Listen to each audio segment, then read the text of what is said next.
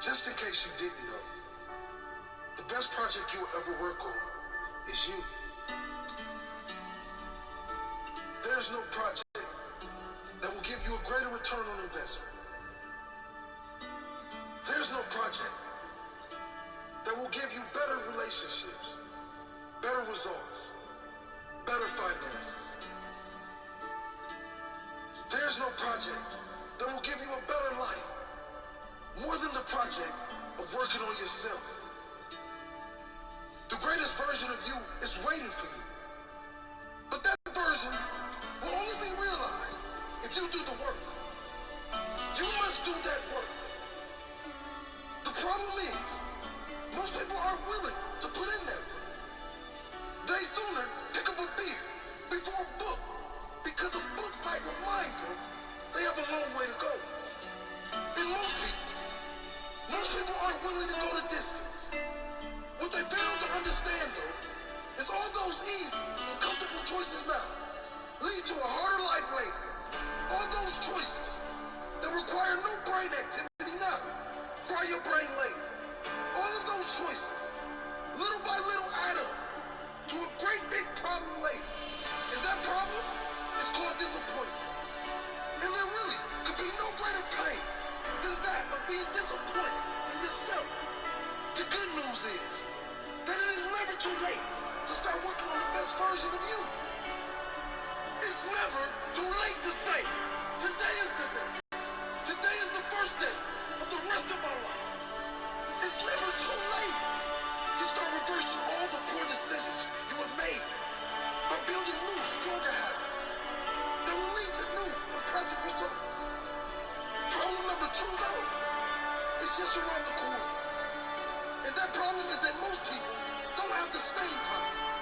They either don't see immediate results and quit far too soon, or they get to a certain level, a level far from their actual potential, and then they go back to their old habits, which will bring about the same old results. Listen to me. You don't need a better phone. You don't need a better home. You don't need better circumstances. You need a better mindset. Mindset is everything. It's the difference between an average life and a magic life.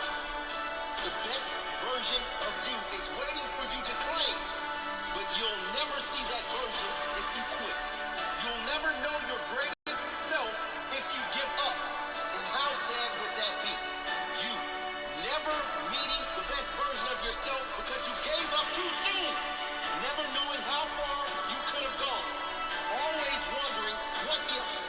Forever living in regret, knowing you could have pushed just a little bit harder for a better life.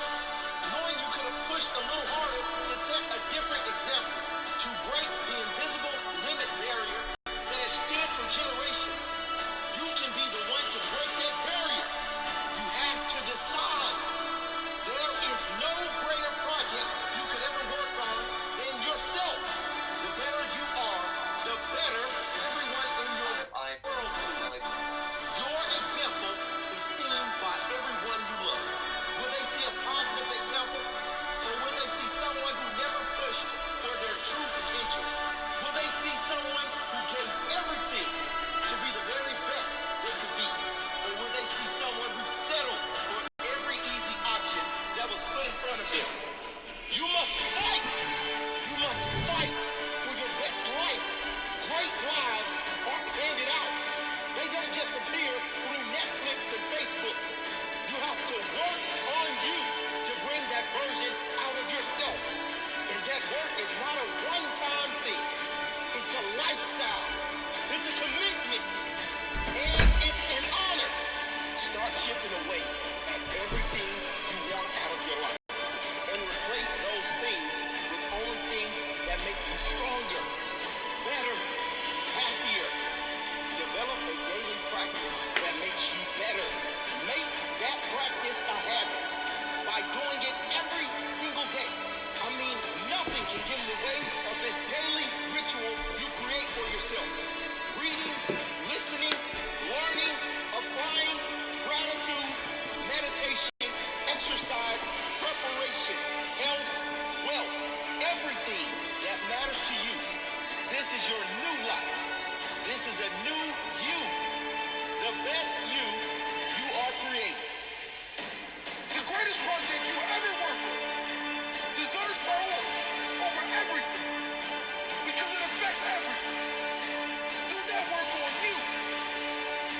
Always.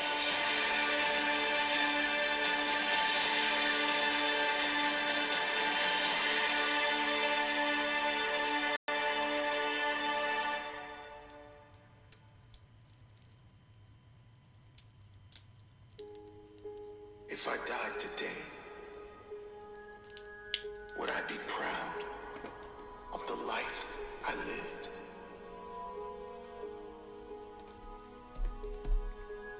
Death. It's the one thing that puts everything else into perspective. Thinking about your own death can be the best thing you can do for your life and how you live your life before you die. Why? Because it forces you to reflect on some very important questions. If I died tomorrow, was I happy? Would I be proud of the person I have become? Was there love in my life? Did I give enough love? Did I show those I loved the real me? Did I live the life that I wanted to live? Or was my life made up of things I should have let go? How could I have brought more happiness to my life and the people I really cared about? Could I have done things better? Differently? How? Will I be missed? What will I leave behind? Will anyone on earth be better because I was there?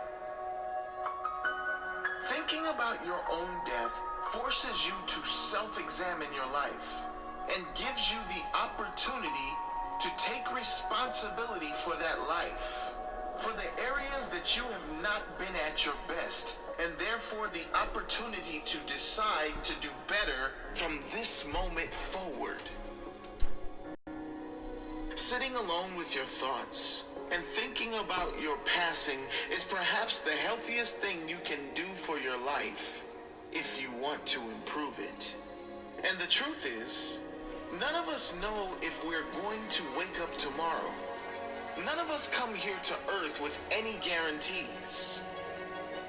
This is why we should all, very often, think about the only real guarantee, and this is of our death. And the possibility it might be sooner than we think. And because of that, leave nothing for tomorrow.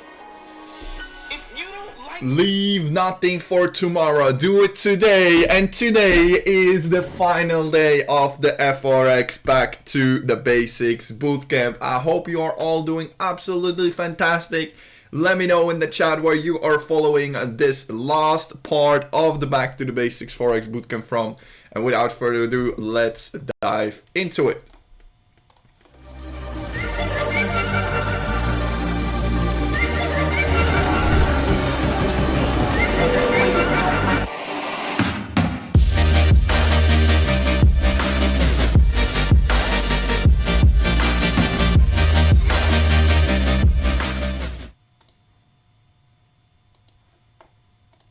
Sheesh.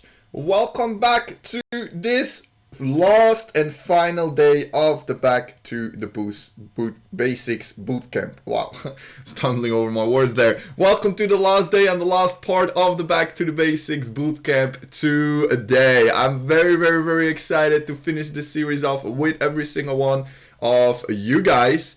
And I hope you've had tremendous value so far. And you've been loving all of the information you've been getting throughout this bootcamp. My goal with this bootcamp really was to be as complete and as in-depth as I possibly could. So we really create the best and the most complete basics bootcamp that is available within the I Am Mastery Academy. All right. Before we dive into this last day, before we dive into this final part, which is going to be all about trading psychology, a quick legal disclaimer as always, guys. You got to know how to do entry point management, TV management, stop loss management before you start or come anywhere near the live financial market. So, you know, understand the basic concepts of the Forex market. That is key, because education is the foundation, hence why you are obviously watching this basics bootcamp. All right. After you finish your basic concepts and the basic bootcamp, highly advise you to check out a strategy bootcamp, because as we covered during day 3 of the bootcamp, using a strategy is that much more powerful than just doing top-down analysis, all right, top-down technical analysis. So make sure to do that. Know that no matter what happens, market will never ever be 100% accurate. You cannot be 100% correct within the markets. So always respect your risk management. Yesterday, day 4 was all about the risk management, so go check that out if you missed it. I uploaded all documents as promised as well, both in the pip talk, and hopefully they will soon be approved and uploaded on the Go Live channel as well. So you can find everything we discussed concerning risk management right there. Last but not least, you gotta know, past results never guarantee your future results. So again, every day is a new day, a new analysis, and new types of outcomes as well. And everything I do and say, since I'm an I Am Mastery Academy educator, I do not work for any financial institution, or I do not give any financial advice whatsoever. So anything I do and say is purely meant for educational purposes, and any action you take upon that is upon your own responsibility. Good morning, and welcome to this final part, this day 5 final session of this Back to the Basics bootcamp. Boy, oh boy, what a journey it has been. This is an extra part to make sure we have those full 5 sessions in. And as I said earlier, today we're going to be talking all about the trading psychology. We've had day 1, day 2, day 3, and day 4 so far, and we've covered pretty much anything you have to know when you are starting out within the Forex market, and anything that comes into play when it goes around the basics of the Forex market. We started with day 1 about talking about all the way where did it start, history of money, history of the Forex market, and covered every basic concept, everything concerning the basic concepts of the Forex market. Then we moved to day 2, approached it much more practically with an in-depth practical tutorial of every feature and how to use your trading view and your MetaTrader 4, your 2 main trading platforms. Then we moved to day 3, right? Day 3, we look at how can we now actually analyze the market and determine which direction the market is going to go, talking about the 3 types of analysis and teaching how to do them when it comes to sentimental analysis, fundamental and mental analysis, and even technical analysis, finishing off with a little introduction and little training on how to do a top-down analysis. And then day 4, obviously, we dove in and we talked about the risk management, one of the most feared topics, but it can be, instead of your enemy, your best friend, if you know how to approach it, giving you the right tools, giving you the right websites as well, talking about the trade plan, the trade log, lot size calculator, trading diary, and even finished off that session showing you how you can link your trading account with the MyFX book automation software, which is going to give you very in-depth advanced statistics of your trading account, which then will again give you data and information you can use to improve, right? And then now today we have the day 5, the final part of that Back to the Basics Forex Bootcamp. This one is going to round it off, and obviously last but not least, we're going to finish this with some very, very, very powerful advanced trading psychology. All right, so I hope you guys are very excited. For those of you who have been following with me, or for those of you who will be rewatching this and you're watching the recording right now, I want to just say I really, really appreciate the support. I appreciate the time you've been spending with me. If you are loving it, if you are having some value, if this taught you information that you didn't know previously, if you feel like it gave you that good and solid foundation to build up on, do not hesitate to go to the channel and fill in the feedback form right here, so to let both I am know and myself that this was a very useful bootcamp to you. And besides this, even more powerful and more important for me is share it with other people that might need it. All right, share it with other individuals and students that can use a basics bootcamp like this to get their journey started properly, or share it with your team, even if they are already people that have been in IM for a while, to make sure that they refresh their foundation and get a full understanding, because I'm 100% sure that a lot of the things I discussed and I shared within this bootcamp is not known by the majority of traders out there. All right, let me see who we got here today. We got Slovenia, we got the UK, Germany's on here as well. Someone said it has been a brilliant bootcamp. Thank you, I appreciate that, highly appreciate again your guys' support. We got the UK on here as well, and the love that I've been receiving. All right, this bootcamp will be findable. Every single one of these sessions, including the session that I'm going to do today, will be findable within the favorite sessions. So if you just go to the Go Live, you can already see that day 1, 2, 3, and 4 right here. If you click on favorites, it's going to be in there as well. Day 1, day 2, day 3, and day 4. All right, and then today's session, day 5, will be findable here as well. So you will be able to rewatch them as many times as you want. It will stay up there for the rest of my career as a Go Live educator, because this is as complete as we can go. All right, this is as in depth and as complete as we can go. All right, amazing. Today's topic, really excited about this one. We're going to take a little bit of a unique approach to this, because trading psychology and trading mindset can be approached from a lot of different perspectives. All right, there's a lot of different topics that can be discussed here when it comes from chasing the market to fear of missing out, FOMO, and like a lot of things. I'm going to approach it from a very practical based approach, which is going to be how can we have the right trading psychology to have the right expectations, and putting those right expectations in place. What are the 3 most important elements within our trading that we need to find out, that we need to improve to become consistently profitable? In other words, I'm going to be giving you the secret formula on how to create consistent return of investment. All right, I see my webcam froze there for a second, so let me reload that real quick. Okay, there we go. So I'm going to be sharing with you the secret formula, something I never ever shared before on the Go Live. I will be sharing with you the secret formula on how to obtain and become and get a consistent return on investment. All right, or in other words, secret formula how to become a consistent trader. All right, this will be very powerful information. I will share a couple of other things as well, but know that the general typical more typical like mindset approach, if you are interested in that and in more informations, thing that I will not cover once again today, since I already covered them, you can find that by scrolling down, and you will be able to see both that EUU Bootcamp Part 3 risk management right here. All right, that's where I talk a lot of trading mindset as well.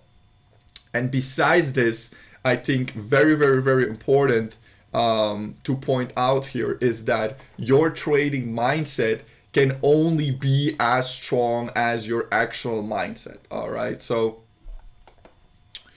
I'm going to reload this because for some reason I'm not seeing the chat anymore with you guys. Give me a second.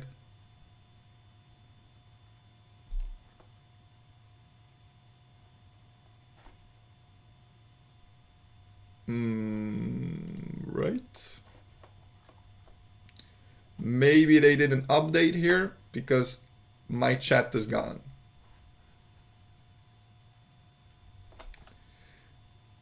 What?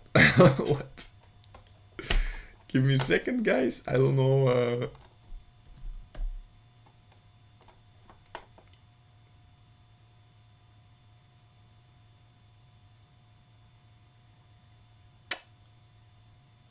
All right. What is this? Chat off, chat on. Oh, okay. Well, now is the chat back. All right. for some reason it was disabled there for a second. Anyway, let's continue. So what I was saying is that your trading mindset and your trading psychology, you guys are back. I was just like, guys, where are you at?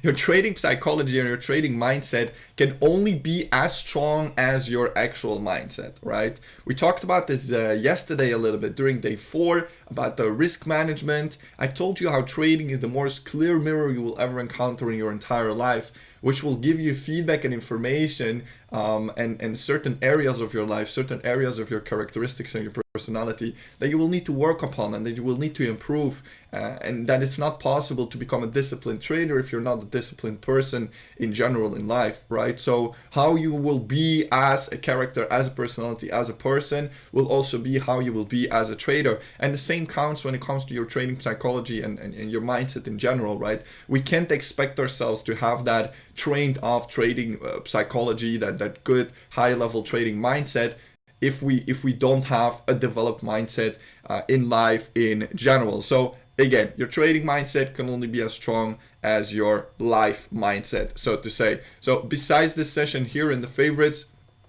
right here that I also referred to yesterday, where I talk in my strategy bootcamp also a little bit more about risk management mindset. What I advise besides this is to actually develop your mindset on a continuous basis, right? And I do this on a weekly basis. Every single Monday, I have a Mindset Monday, all right? This is every single Monday at 12 p.m. Central European Time, 6 a.m. EST. I do the Mindset Mondays, and I've been doing them for almost a year right now. So all of these trainings about various different topics are all findable in the favorite sessions. So if you want to really develop your mind even more, besides what you're going to be taught today and besides what I'm going to teach you today, which is going to be very, very powerful information, but which will be more of a practical perspective. As I said, it will be, a secret formula on how to become a consistent trader. Very, very unique information. I never heard it anywhere else because I developed it myself. So you will be mind blown. But if you want to have more of that classical mindset trading, for example, how to go outside your comfort zone, how to develop emotional intelligence, how to put your goals, what the power of your subconscious mind is, and why having subconscious habits can be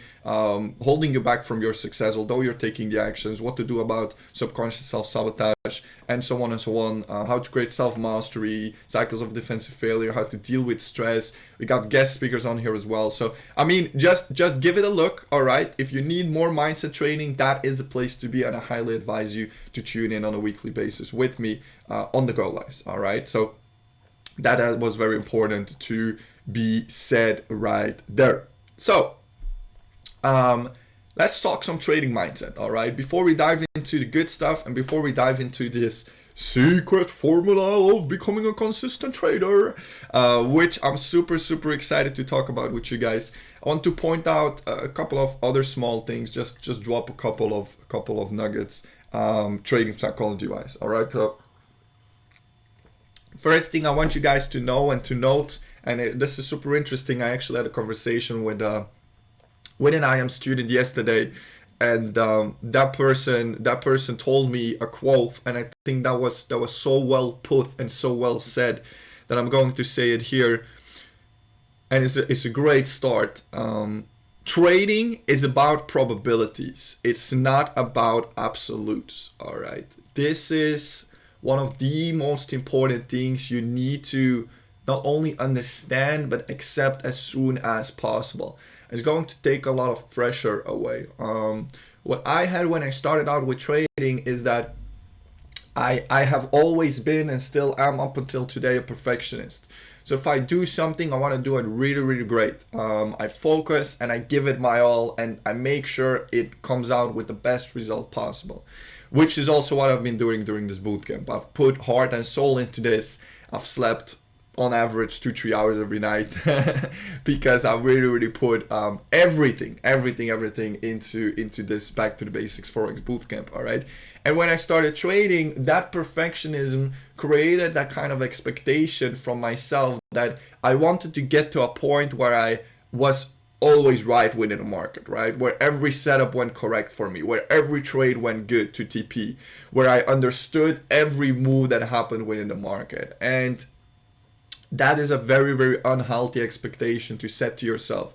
And you're going to hear me say the word expectation over and over again during this trading psychology, because I believe that every bad trading habit, like fear of missing out, like chasing the market, like being greedy, like disrespecting your risk management, like over leveraging, whatever mistake we see happen with people again and again and again, I think it comes at the core from having wrong expectations. All right. So you're gonna hear me say that word expectations again and again. So again, trading is about probabilities, not about absolutes. So having that expectation that you can always be right, having that expectation that your trade can always go your direction, having that expectation that you can get to a point where you will be able to fully understand what market is doing, is setting yourself up for defeat and for failure from the get-go. So when you start this trading journey, or maybe you're already trading for a while, you're watching this bootcamp, it's really important to set the right expectation. And the right expectation is that it is impossible to be 100% correct. All right, it is impossible to be 100% accurate within the market. That is not a possibility. It's not possible that every single one of your trades will go in the right direction. Is it possible to become very accurate? Yes, but have a healthy expectation for yourself. All right, and for me, what I think a healthy expectation is that, accuracy wise, a first goal you should try to get to is to be more than 50% accurate. As simple as that. All right, just to give you an example, more than 50% accurate, it means that you have more wins than you have losses. That's it. All right, that's a way healthier expectation, or a way healthier goal to set for yourself than striving to be always correct, because striving to be always correct is gonna make it difficult for you to let go of certain situations, to let go of certain trades that you should let go of. All right, that you should accept, like, all right, you know what, this is one of these losses. To give you an example, let's say your accuracy is 70%, right? And this is gonna hopefully change that mindset you have concerning trying to be 100% accurate, or expecting you can always be right. Let's say you have an accuracy of 70%. You need to see it like this. All right, when you have those 3 losses, right? So 70% means if you would take 10 trades, 7 of them would be good and 3 trades would be bad, right? Well, bad would hit stop loss and 7 trades would hit TP, which doesn't mean the stop loss ones are bad, but anyway, it's a different story. You need to see it like this: 70% accuracy, 3 out of 10 hit your stop loss. You need those 3 stop losses to have those 7 wins. You understand me? If you do not have those 3 stop losses, or better said, if you cannot accept those 3 stop losses for what they are and just say, you know what, this is part of my trading, then what will happen is that it will not just be 3 stop losses, but it will turn into you jumping in again in that setup that is going wrong, or taking more risk, or, and instead of being 70% accurate, then your accuracy will go way down. Because what should have been just 3 losses, because you can't let your setup or your trade go when you're taking another trade on it and you're jumping in it again, or you use too much risk, or you're chasing it, your original trades, which should have just been 3 losses, turn into 4, 5, 6, 7 losses, right? And this is how people destroy themselves, because they can't accept that this is part of it. All right. So very, very important. If you see it like this, if you see it as, okay, I'm 70% accurate. Wow, I accept my 3 losses, because it's thanks to my losses as well, thanks to my stop losses, that I can have my 7 TPs. You need to have the full pie, so to say, right? You need to have the full circle. So you need to have those 3 stop losses to have the all 10 work out, to have the 7 positive ones as well. All right. So having a right expectation is going to give you that ability to let go and to accept it. All right. So don't only accept your losses, expect them in advance, put that right expectation up, and then it's going to be much more easier to accept them when they do come. So really powerful quote there. Trading is about probabilities, not about absolutes. When you're doing your analysis as well, you're trying to train yourself on putting a system into place where, if I follow my strategy, if I follow my trading rules, I know that my accuracy will be for the majority winning. And I know that in the end of the road, I will come out profitable, right? That is the goal. That is the goal. Not to have an as high return investment as possible or as accurate as possible. No, you put your system in place and you know, okay, this is not absolute. It's not going to work every single time. But in the end, on the bigger picture, it comes out profitable and it comes out positively, right? So trading is not about absolutes. It's about probabilities, all right? Really, really, really, really powerful there. Okay, something entirely else I want to talk about.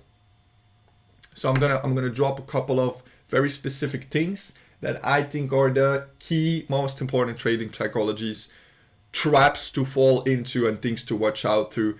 And I'm gonna try to install the right programming from the get-go. So, second thing that I've seen over the past 5 years with students is that, and with myself as well. So everything I'm sharing is things that I experienced as well and that I did wrong in the beginning as well.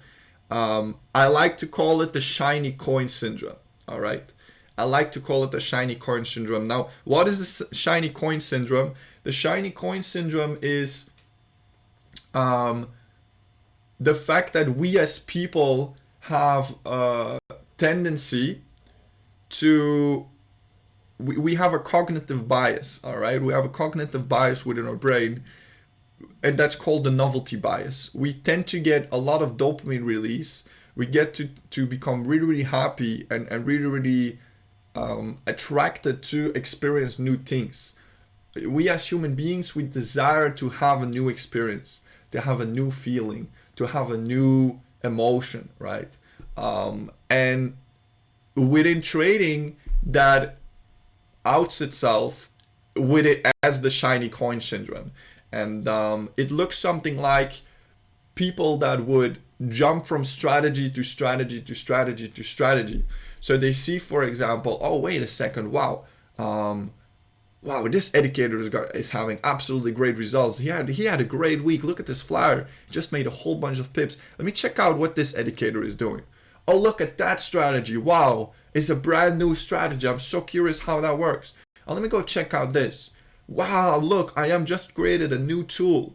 Wow, everyone is so excited about it. Let me leave what I was doing. Let me go learn how to use this tool. This is all shiny coin syndrome, all right? Another form of shiny coin syndrome is thinking that more pips mean more money, all right? Thinking that more pips always mean it's more profit. And we'll talk about it a little bit later because that's incorrect, all right? That's not always the case.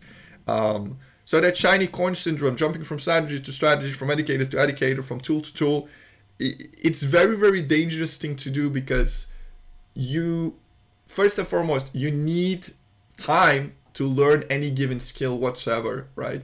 You need time to master whatever approach on the market it is you're learning, whatever strategy it is you're learning, whatever information it is you're learning from an educator. You need time and you need repetition, all right? 75 to 85% of what we learn, we forget. So we need to repeat that, and more importantly, we need to put that information into practice. Everything you've been learning throughout this bootcamp is absolutely useless almost if you don't put it into practice. Information is powerful, but it's applied information that is the real power, right?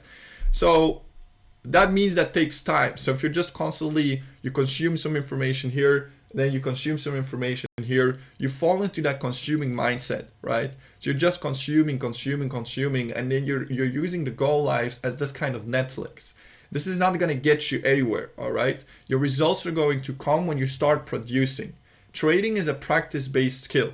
So you need to take that information that you learn and put it and apply it into practice. Produce backtesting, produce exercises, produce examples, produce demo trades, produce your trade log, produce your trade plan, produce your trading diary, produce everything, right, that we talked about. You need to produce. And the more you're going to practice it, the more you're going to put it into reality, put it out there into practice, the better you're going to become at the skill itself, all right? So this is the first reason. The second reason is that if you're having this shiny coin syndrome, you will always be running behind the ball, so to say, all right? And what do I mean with that is the following. let's say I post a flyer, right? And I post a flyer, and I did this a couple of weeks ago. I post a flyer and I tell people, you know, we had great weeks. In the past 2 weeks, we had a potential of 1,500 pips being caught with the market analysis that we analyzed and that we looked at together for educational purposes, right? What people are going to do then is they're going to see this flyer. They're going to be like, oh, look, this guy is kind of doing great, right? Let me check it out. With the wrong expectation, because they're thinking, oh, wow, so this person had a great pause, this educator, for example, had a great pause 2 weeks. So I'm going to now jump on the sessions because I expect the person to have the same kind of results again, right? But how is that? It's not because the past 2 weeks an educator had absolutely amazing results that you can expect them to have the exact same results again when you join after that. So you're constantly running after the ball. You're running after the facts, right? It's like you would compete in the Olympics in sports, right? And you get a gold medal. And you come back and your whole country, your family, your friends, everyone's like, whoa, that's incredible. Wow, oh my, that's absolutely incredible, right? Wow, I'm so sorry, but I actually missed it. I would love to actually, you know, go with you, support you, and you know, cheer with you, go in the crowd. Can you just go do that again?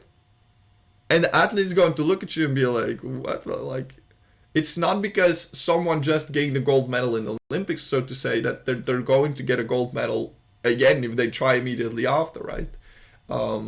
That's not how life works, and definitely not how the financial markets work. Yes, the skill is trained, but there are different market conditions which can create different results as well. Maybe the fundamentals are different the 2 weeks that you then join.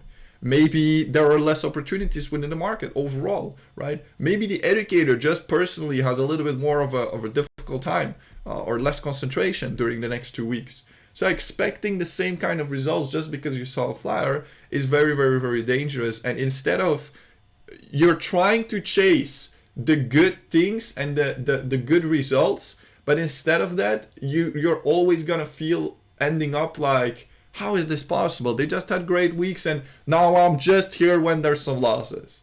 Or, oh, look at that, I just missed the good analysis and the good trades and the good setups, and I'm just giving the bad analysis. If this is you, if you feel like you're always just a little bit too late, it's because you're chasing things, all right? It's because you're having the shiny coin syndrome. This can only be fixed by staying consistently following one strategy or one educator, all right? Don't become a jack of all trades. Become a master of one.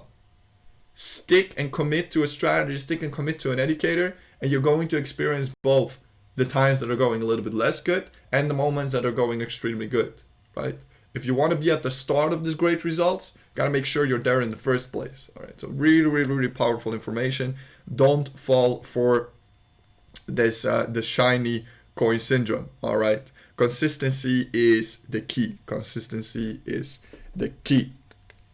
So great stuff. Awesome. All right, now another thing I wanted to talk about is the following. And I mentioned it a second ago. With that shiny coin syndrome comes another really wrong expectation that people have. And that is that more pips automatically means more profits, right? And this is completely wrong. We had the session about risk management, so this should be fairly easy to understand. Let's look at something on the chart, guys, all right?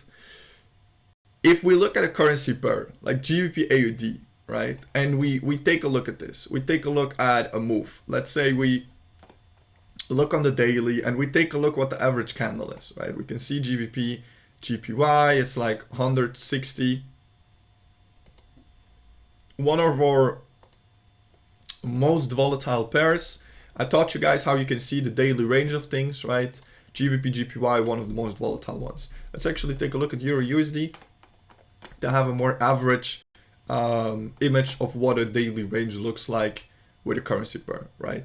So what we can see here is around 90 pips, right? Around 70 pips, around 90 pips. If we take a look at our daily range of our Euro USD, which we're going to do right now real quick.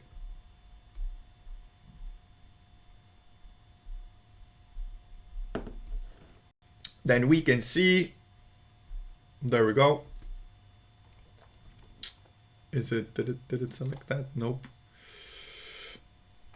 All right, it's loading still, it's loading. All right, we can see, anyway, we can see it already. We can see that for Euro USD, it's on average around 100 pips, right? So we can see here, this is per hour and this is around 100. You can see? So let's say the average for Euro USD, a daily range is 100 pips. Right? So that's that. Let's say we go for, if there's 100 pips, let's say we go for 10 pips, right? Like this is how I personally trade. Let's say out of those 100, we try to go for 10 pips and we have 10 pips. Let's write this out. So daily range for Euro USD is 100, around, right? Around 100 pips. Let's say, example, we have a trade, right, which has 10 pips stop loss and 10 pips TP, which is not a positive risk reward ratio, which is just a neutral risk reward ratio. But let's just keep it simple for this example. This is very realistic, right? We have a 100 daily range, so this is very, very, very, very doable, right? Very doable. Now, this is 10 pips. Let's take a look at a different asset. Let's take a look at gold. Let's first point something out. If instead of taking 10 pips take profit, we take 20 pips take profit, or 30 pips take profit, or 40 pips take profit, sure. In this case, if we're getting more pips, that means we're going to have more profits. So like this, yes, absolutely correct. And this is what I taught during the risk management. This is what I taught during day one, the basic concepts as well. All right, so that is true. If you're trading the same asset with the same stop loss, then if you catch more tips for your TP, it's going to mean more profits. But what I see a lot is that, and this is part of that shiny coin syndrome, people like to switch assets. People like to switch what they're trading. And this again falls into the same as switching strategies, switching indicators, switching your approach on the market. Because then they see like, oh look, wow, gold they just caught so many pips on gold. Let me check out gold, you know. That's very, very dangerous. Very dangerous because again, you didn't specialize in that asset. Try to master one strategy, try to be loyal and learn from one indicator that you like, and try to master one specific asset. Because every different asset, as I mentioned during day one of the bootcamp, moves differently and behaves differently within the financial world. Definitely the different asset classes. If we look to currency pairs, they move more similarly than if we go look to commodities. That's a totally different story. Or if we go to indices, or if we go look to cryptocurrency, right? Anyhow, if we take a look at this gold, what we're going to see is that if we want to check what the daily range on this is, we see that's around 200 pips here, right? Here as well, that's around like 200 pips. Here as well, that's around 200 pips, right? Or even more, right? That's around 200 pips. It's a lot of moves, right? A lot of moves happening here on gold on a daily scale. That's around 300 pips, right? That's around 350 pips as well. Now, if we go to a 50-minute time frame here and we go take a look at something, as you can see, let's say we would try to look for a position. Trying to find a good place for a stop loss, we can't put that at 10 pips distance. That's impossible. So daily range here and daily range for gold can actually be much higher. I don't think I can look this at this website at it. Trading tools, Forex volatility. No, I don't think they do gold. So that's a little bit of a shame, but it's okay. We can just again look at it ourselves. It's somewhere between 300, 400 pips daily, easily, right? Easily. And sometimes it outperforms that by far, right? So let's say it's 300. Let's say it's 300. If we take a look at our 15-minute again, so 300 pips a day, right? For gold. And this is not a hard fact. I would have to do a little bit more research to know the precise numbers, but on average, right, what we can see. Now, the problem here is if we go back to our Euro USD, right? Oh, apparently we wrote it here on the daily. We had an example here of a trade, right? Well, let's go back to gold.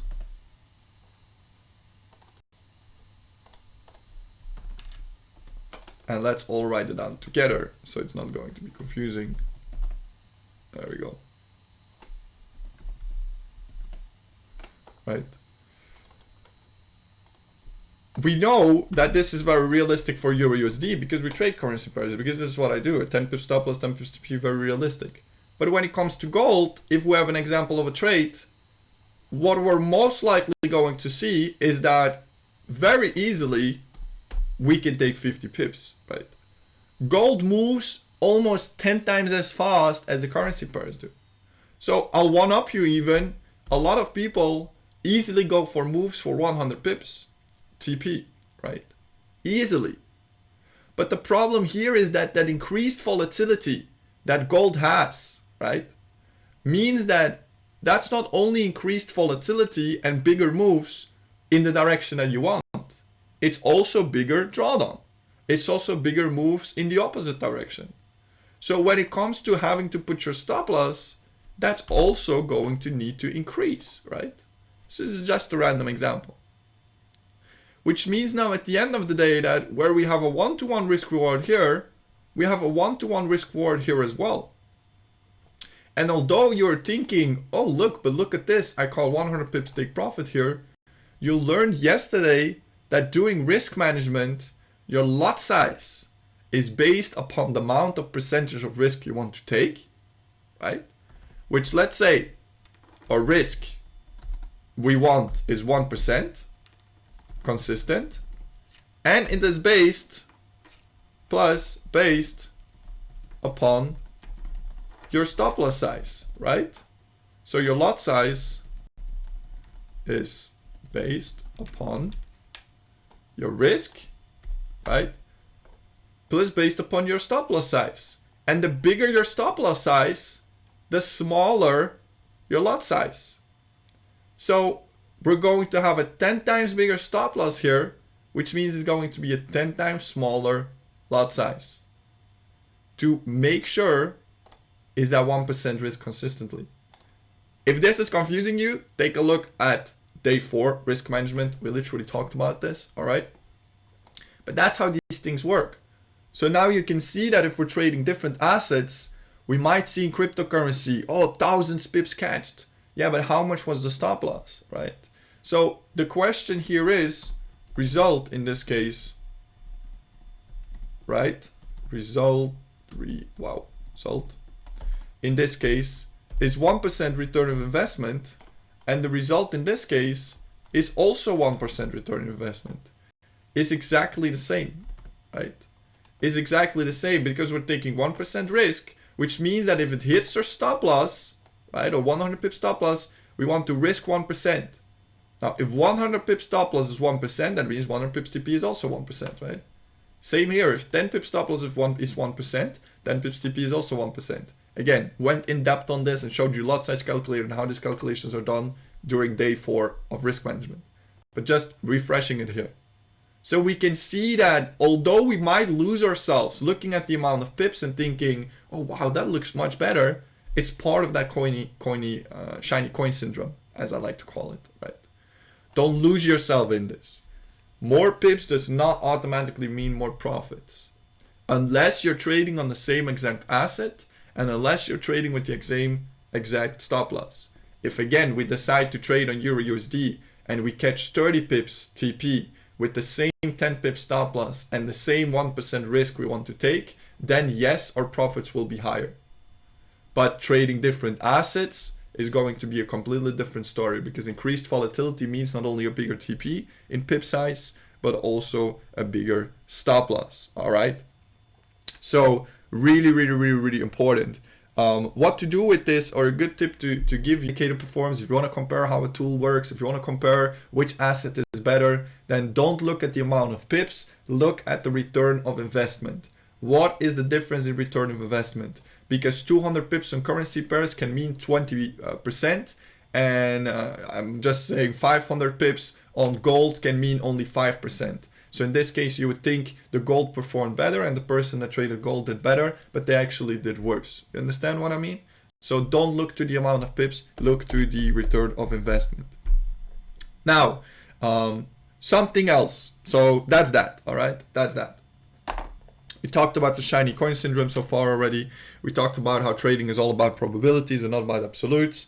And we talked about how we need to improve our mindset in the beginning, in life in general, if we want to have our mindset in trading improved as well, right?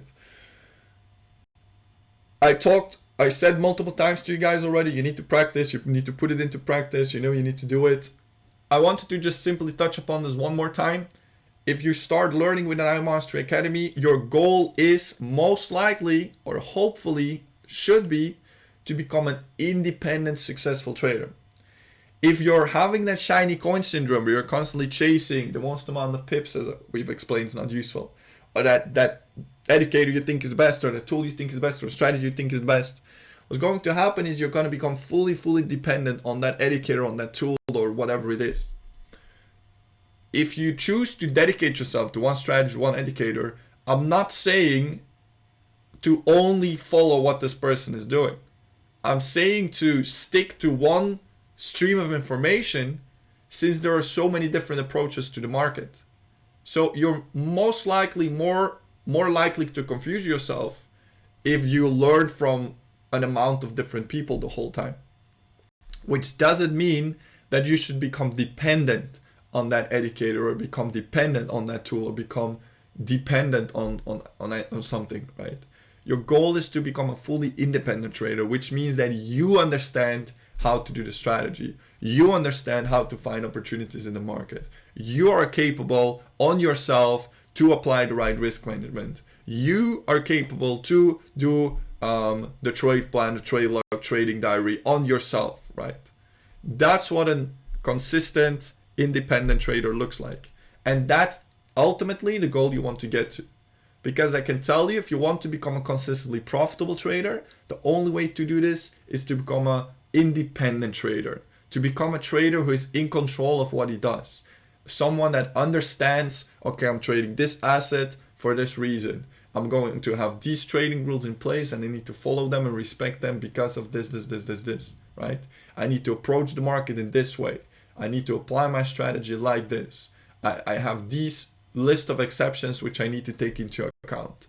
These were my most important trading lessons that I learned and that are written within my trading diary. This is the trade plan that I'm currently following. This is the risk management that I'm currently following, and the lot sizes that are appropriate for me, right? This is the trade log which I'm using to keep track of all of my progress. That's what an independent trader looks like. And that person will be able to know what they're doing, like independently from what the educated performance is at that moment. All right, you don't want to link your performance to anyone else. So really important. So try to apply, try to practice, and that is going to develop that skill necessary so you can actually do it on yourself. All right, and you can become a successful trader on your own. Now, great, we're making great progress here. Something else to share is the following.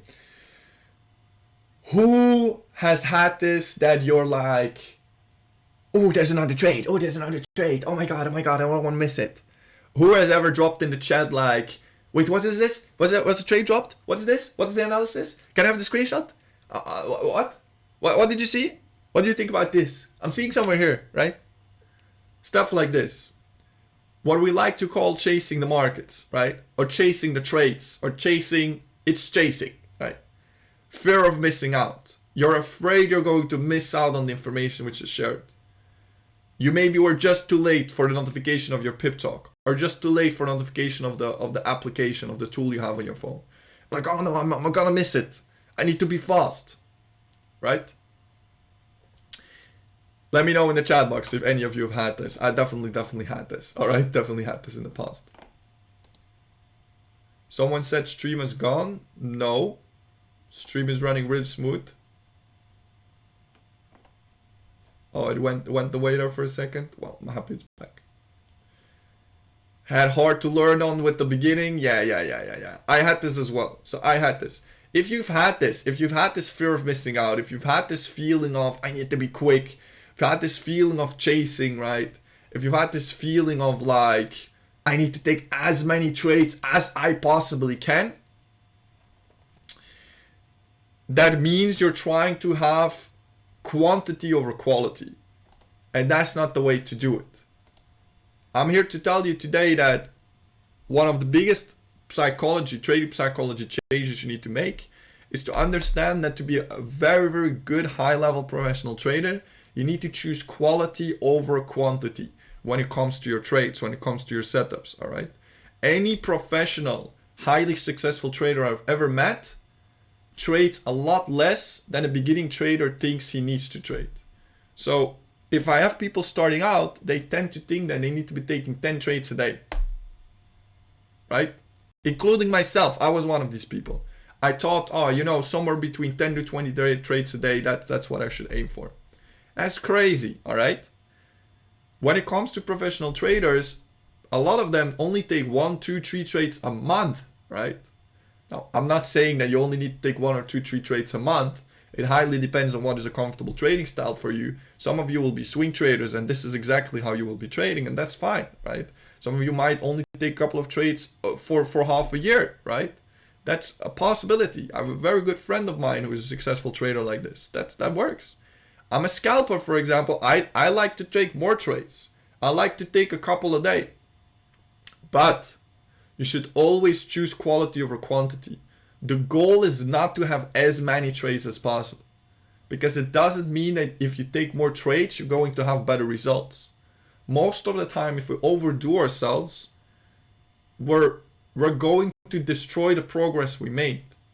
Who's had this, that you have had a beautiful trading day, you're in the blue, you're in profit at that moment, right? You have a positive return on investment for the day, and you should actually just stop. You hit your daily trading goal, right?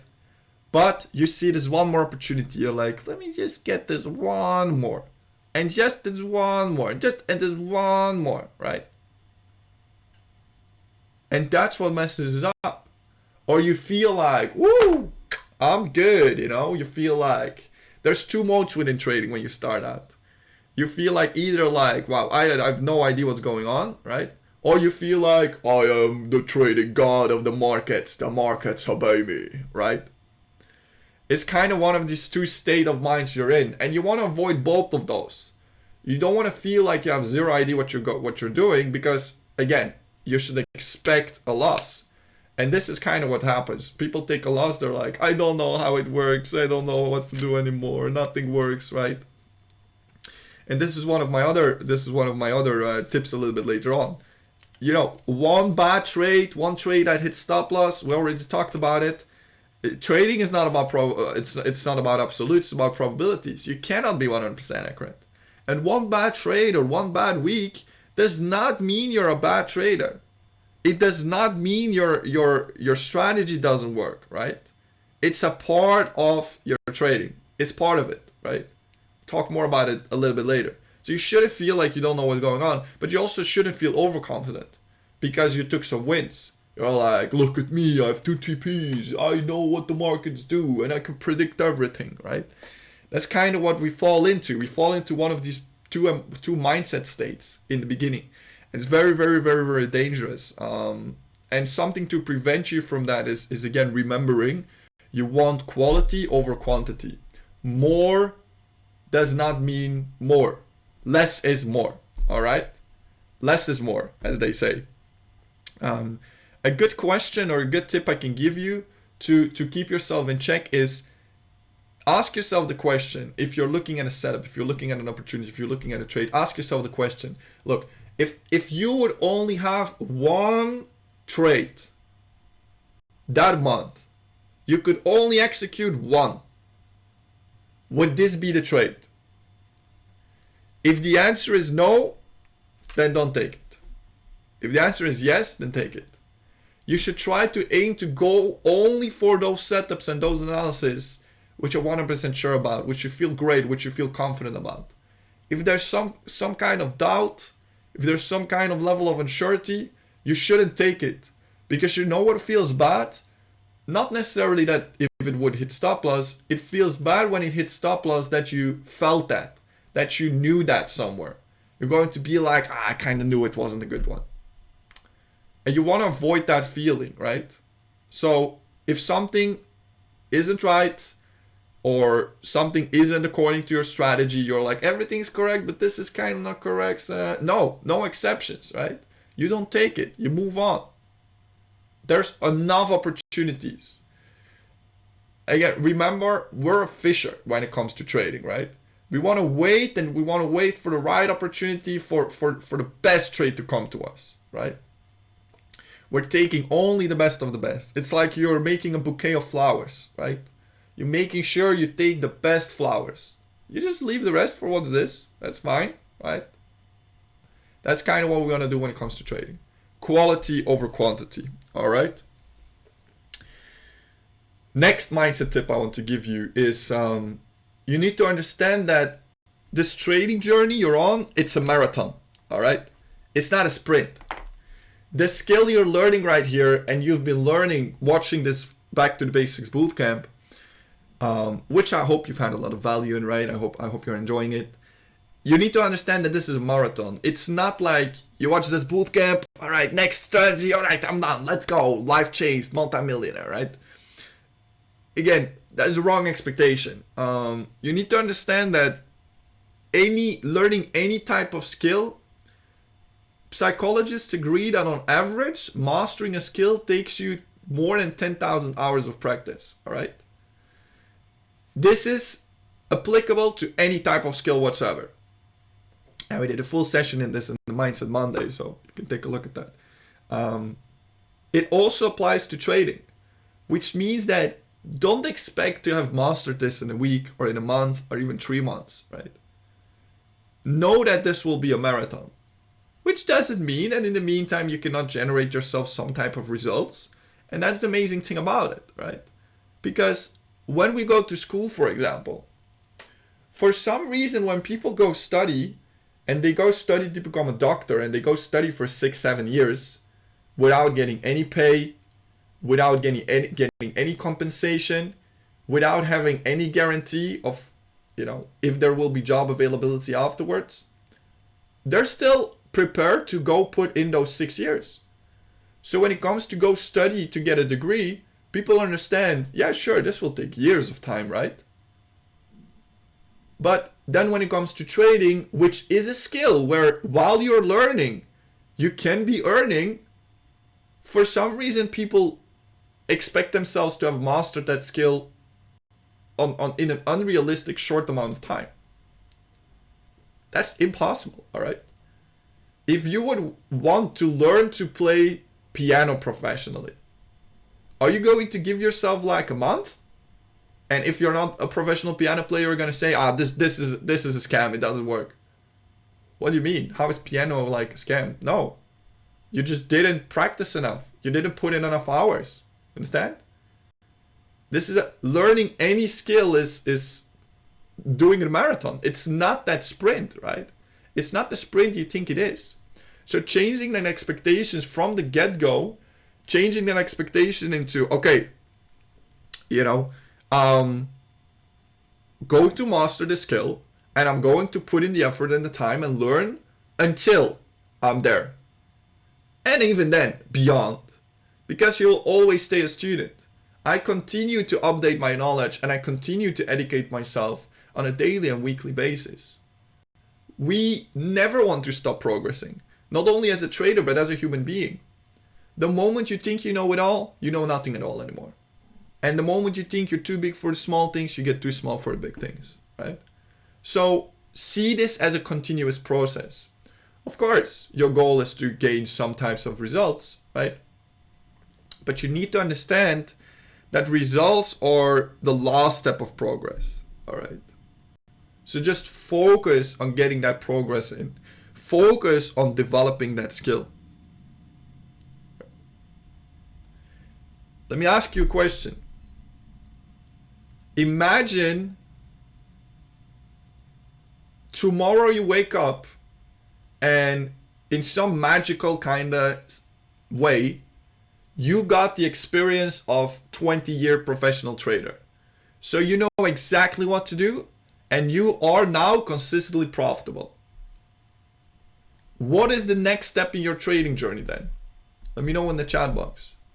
Let's say you wake up tomorrow and in some magical way, you just gained the knowledge of a 20+ year trader veteran within the financial worlds, with a consistent trading system in place, consistently profitable trading system in place. You have abundant knowledge of how to do fundamental and sentimental analysis. And you know, you have the results you desire. What is the next step within your trading journey then?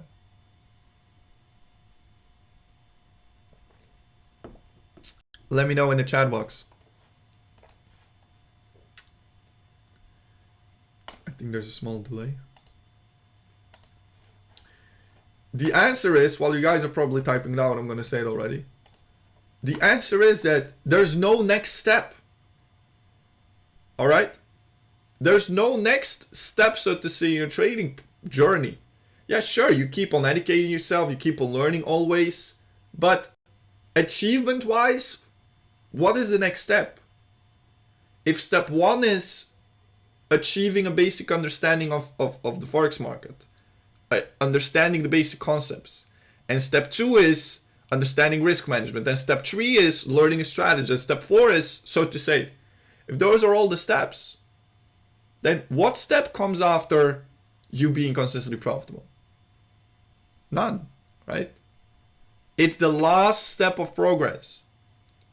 So if you now understand that, you understand that wanting that to be the first one is, or very early in the process, is unrealistic. All right? So instead of being so focused on, I need to have the results, when will I have the results? If I don't have the results, it's not working. If you have progress, it's working. If you're learning more, this is working. We are I Am Master Academy. We're an educational platform. If you're learning more, it's working.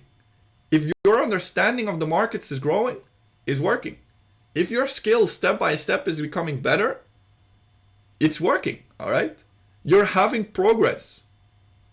Measure your results and your performance based on your progress. And you're going to feel much better about what you're doing. You're going to understand that, wow, look at this. Let me take a look at my trade log. Wow, I've made so many trades this month. Look at all of the lessons I learned. But you need to visualize that progress, of course, to be able to see the progress, right? This is what I talked about in risk management. You need to visualize your progress by using a trade log, by using a trade plan, right? And then you'll be able to see your progress and you'll get that confidence.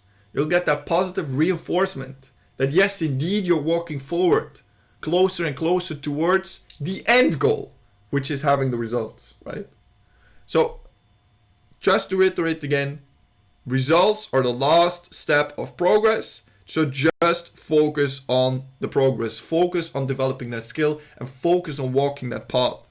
Focus on all of the steps which come before the last step. And if you just keep putting the one foot in front of the other, guess what? You'll get there, all right? You'll get there eventually. It's guaranteed you will get there, right? You just need to have the right expectation. So trading is a marathon, not a sprint. Put in the time, learn, master, develop your skill, and continuously throughout this journey to give yourself more time, remember why you started, right? Your why is a very, very, very powerful motivator. It's a source of passion. It's a source of dedication. It's a source of power. So remember, why am I actually doing this? And again, if you need some of that confirmation, some of that reinforcement, I'm actually doing well or not, look at your progress. Measure your success when it comes to your trading, not based on your results, but on the progress you are making as a trader. That end goal, by the way, is to be consistently profitable, all right? the end goal is to have an average consistent return of investment. So that is also really important to define. What are we trying to achieve here? What is that last step of progress? What are those results? It's to achieve on average a consistent return of investment, which doesn't mean that you're all of a sudden now always going to be profitable, right? Which doesn't mean that now all of a sudden every single week you'll end up in profits. It means that on average, if you look on a bigger perspective, if you calculate everything out and you count all of the weeks together or you count all of the days together, you see that your average return of investment is profitable. So on average, you're consistently profitable and have a consistent return of investment. Some days will still be better than others. Some days you might still end up in the negative. Remember, trading is not about absolutes, it's about probabilities. I really love that quote. It's part of it, all right? It's part of it. Just focus on the progress, focus on developing the skill, and remember, results are the last step of progress. So focus on all the steps that come before that. And if you keep on walking, if you keep on making that progress, you will end up at the results sooner than later, all right? Something very practical which I can share, which I have myself made a lot of mistakes on in the past, and we talked about this, but I wanted to reiterate this and throw this again your way. I talked about this when we talked about the trade log. I said, look guys, one of the first, the trading diary I think it was, but trade log as well. One of the first questions you should ask yourself is, am I feeling physically and mentally well, right? Are you feeling good? Are you feeling sick? Can you concentrate? Are you maybe too tired, right? Maybe you're emotional. Remember, emotions, energy in motion. It means that your emotions come and go. So if you are emotional in that moment, stay off. If you're feeling sick, if you're feeling physically not well, stay off the markets. Do not trade, right? And something other that I wanted to add to that, because that I already told you what I just said previously in the previous part of the bootcamp. But something I wanted to add to that is, if you're just having an off week where you're maybe traveling a lot, where you're visiting family a lot, maybe it's the holidays or whatever it may be, maybe you're attending a wedding for a couple of days. If you're off, all right? It's like the coach puts you on the bench. If you're on the bench, you're on the bench. You're not on the field, right? Then take that for what it is. Sit on the bench. You'll get on the field again. You understand what I'm saying? So if you're off, you're off. Don't try to combine trading with situations and circumstances it's not combinable with. If you need to run to try to catch a flight, you shouldn't be looking with one eye on your MetaTrader 4 to quickly make sure you can catch that analysis you were trying to look at. That's going to end up in disaster either way. And right, it's going to end up in disaster either way, all right? So stay off that. Stay off that. Do not do that, all right? Simply do not trade it. Every single one of the tips I've given so far, and I'm going to give a couple more. If you don't follow these tips, all right, and let's say with the last example I just gave, let's say you're running to get your plane, right? And let's say you need to get your plane, and you're not even able to take time to do an analysis. You're not able to concentrate. You're stressed, so you're absolutely not in the right headspace to be trading, and you should not be trading. Let's say you violate that, and let's say you do trade. What is the worst thing that can happen? The worst thing that can happen is not that your trade hits stop loss that you took then. The worst thing that could happen in that instance is that your trade hits TP. Because if in this example that I just said your trade hits TP, you're going to reinforce a bad habit. So your brain is going to get a positive emotion. Oh my God, it's TP, awesome. So it's going to think that this is a good action to take. It's going to think, look at that, I had a great result. That means that next time I'm trying to catch a plane or I'm in a stressful situation, I can still trade, right? So now next time maybe you're having some family issues and you're super stressed, or maybe you're sick in your bed, Your brain is like, hey, we can trade. Remember the last time we did that? That worked out great. So you're reinforcing bad habits. So the danger of doing these wrong habits and wrong actions as a trader, like chasing the market, trading in the right moments, like disrespecting your risk management, is not that you're going to end up with just one stop loss. The danger is that you'll eventually on accident hit a TP, and your brain will reinforce those bad habits. And the more you reinforce them, the more difficult it will become to unlearn them. You understand? So if you can start it and do it good from the beginning, that's the easiest. If you already have some bad habits that you created, you're going to need to remove them, deinstall them, and install correct habits. Very important, if you remove a habit, you need to replace it with a healthy and a new one, all right? So where you might have been over leveraging the whole time, you need to remove that habit, stop that, and you need to replace that with, for example, using your lot size calculator every single time. All right? Don't just remove a habit, because if you don't put anything new in place, that empty place in your brain is going to be very soonly filled up with that same habit again, because your brain wants to feel comfortable. So you need to deinstall a certain habit, deinstall a wrong program, and install the right one. All right? So remember, the worst thing that could happen when it comes to trading psychology is not that you're doing something which is wrong and it hits stop loss, but that you're doing something which is wrong and it would hit TP, because it reinforces you to think that that habit is a good one. It reinforces those bad habits. So take that into account. All right. Great. Before this, we were just talking a second ago about the progress, right? And how it's very important to see this as a marathon, and how if we're going to school, we're, basically studying for multiple years without expecting any type of result, right? And we know, we're only gonna get our degree when we graduate. And then only then, after we have our degree, potentially we can go look for a job, which a lot of people don't even do the job they actually studied for, which is a fact, right? With trading, the very powerful thing is that we can indeed earn while we learn, right? But, and I just wanted to touch upon this to say it again. I want you guys to not focus on the results, because results are the last step of progress, right? I just said this. So focus on the progress.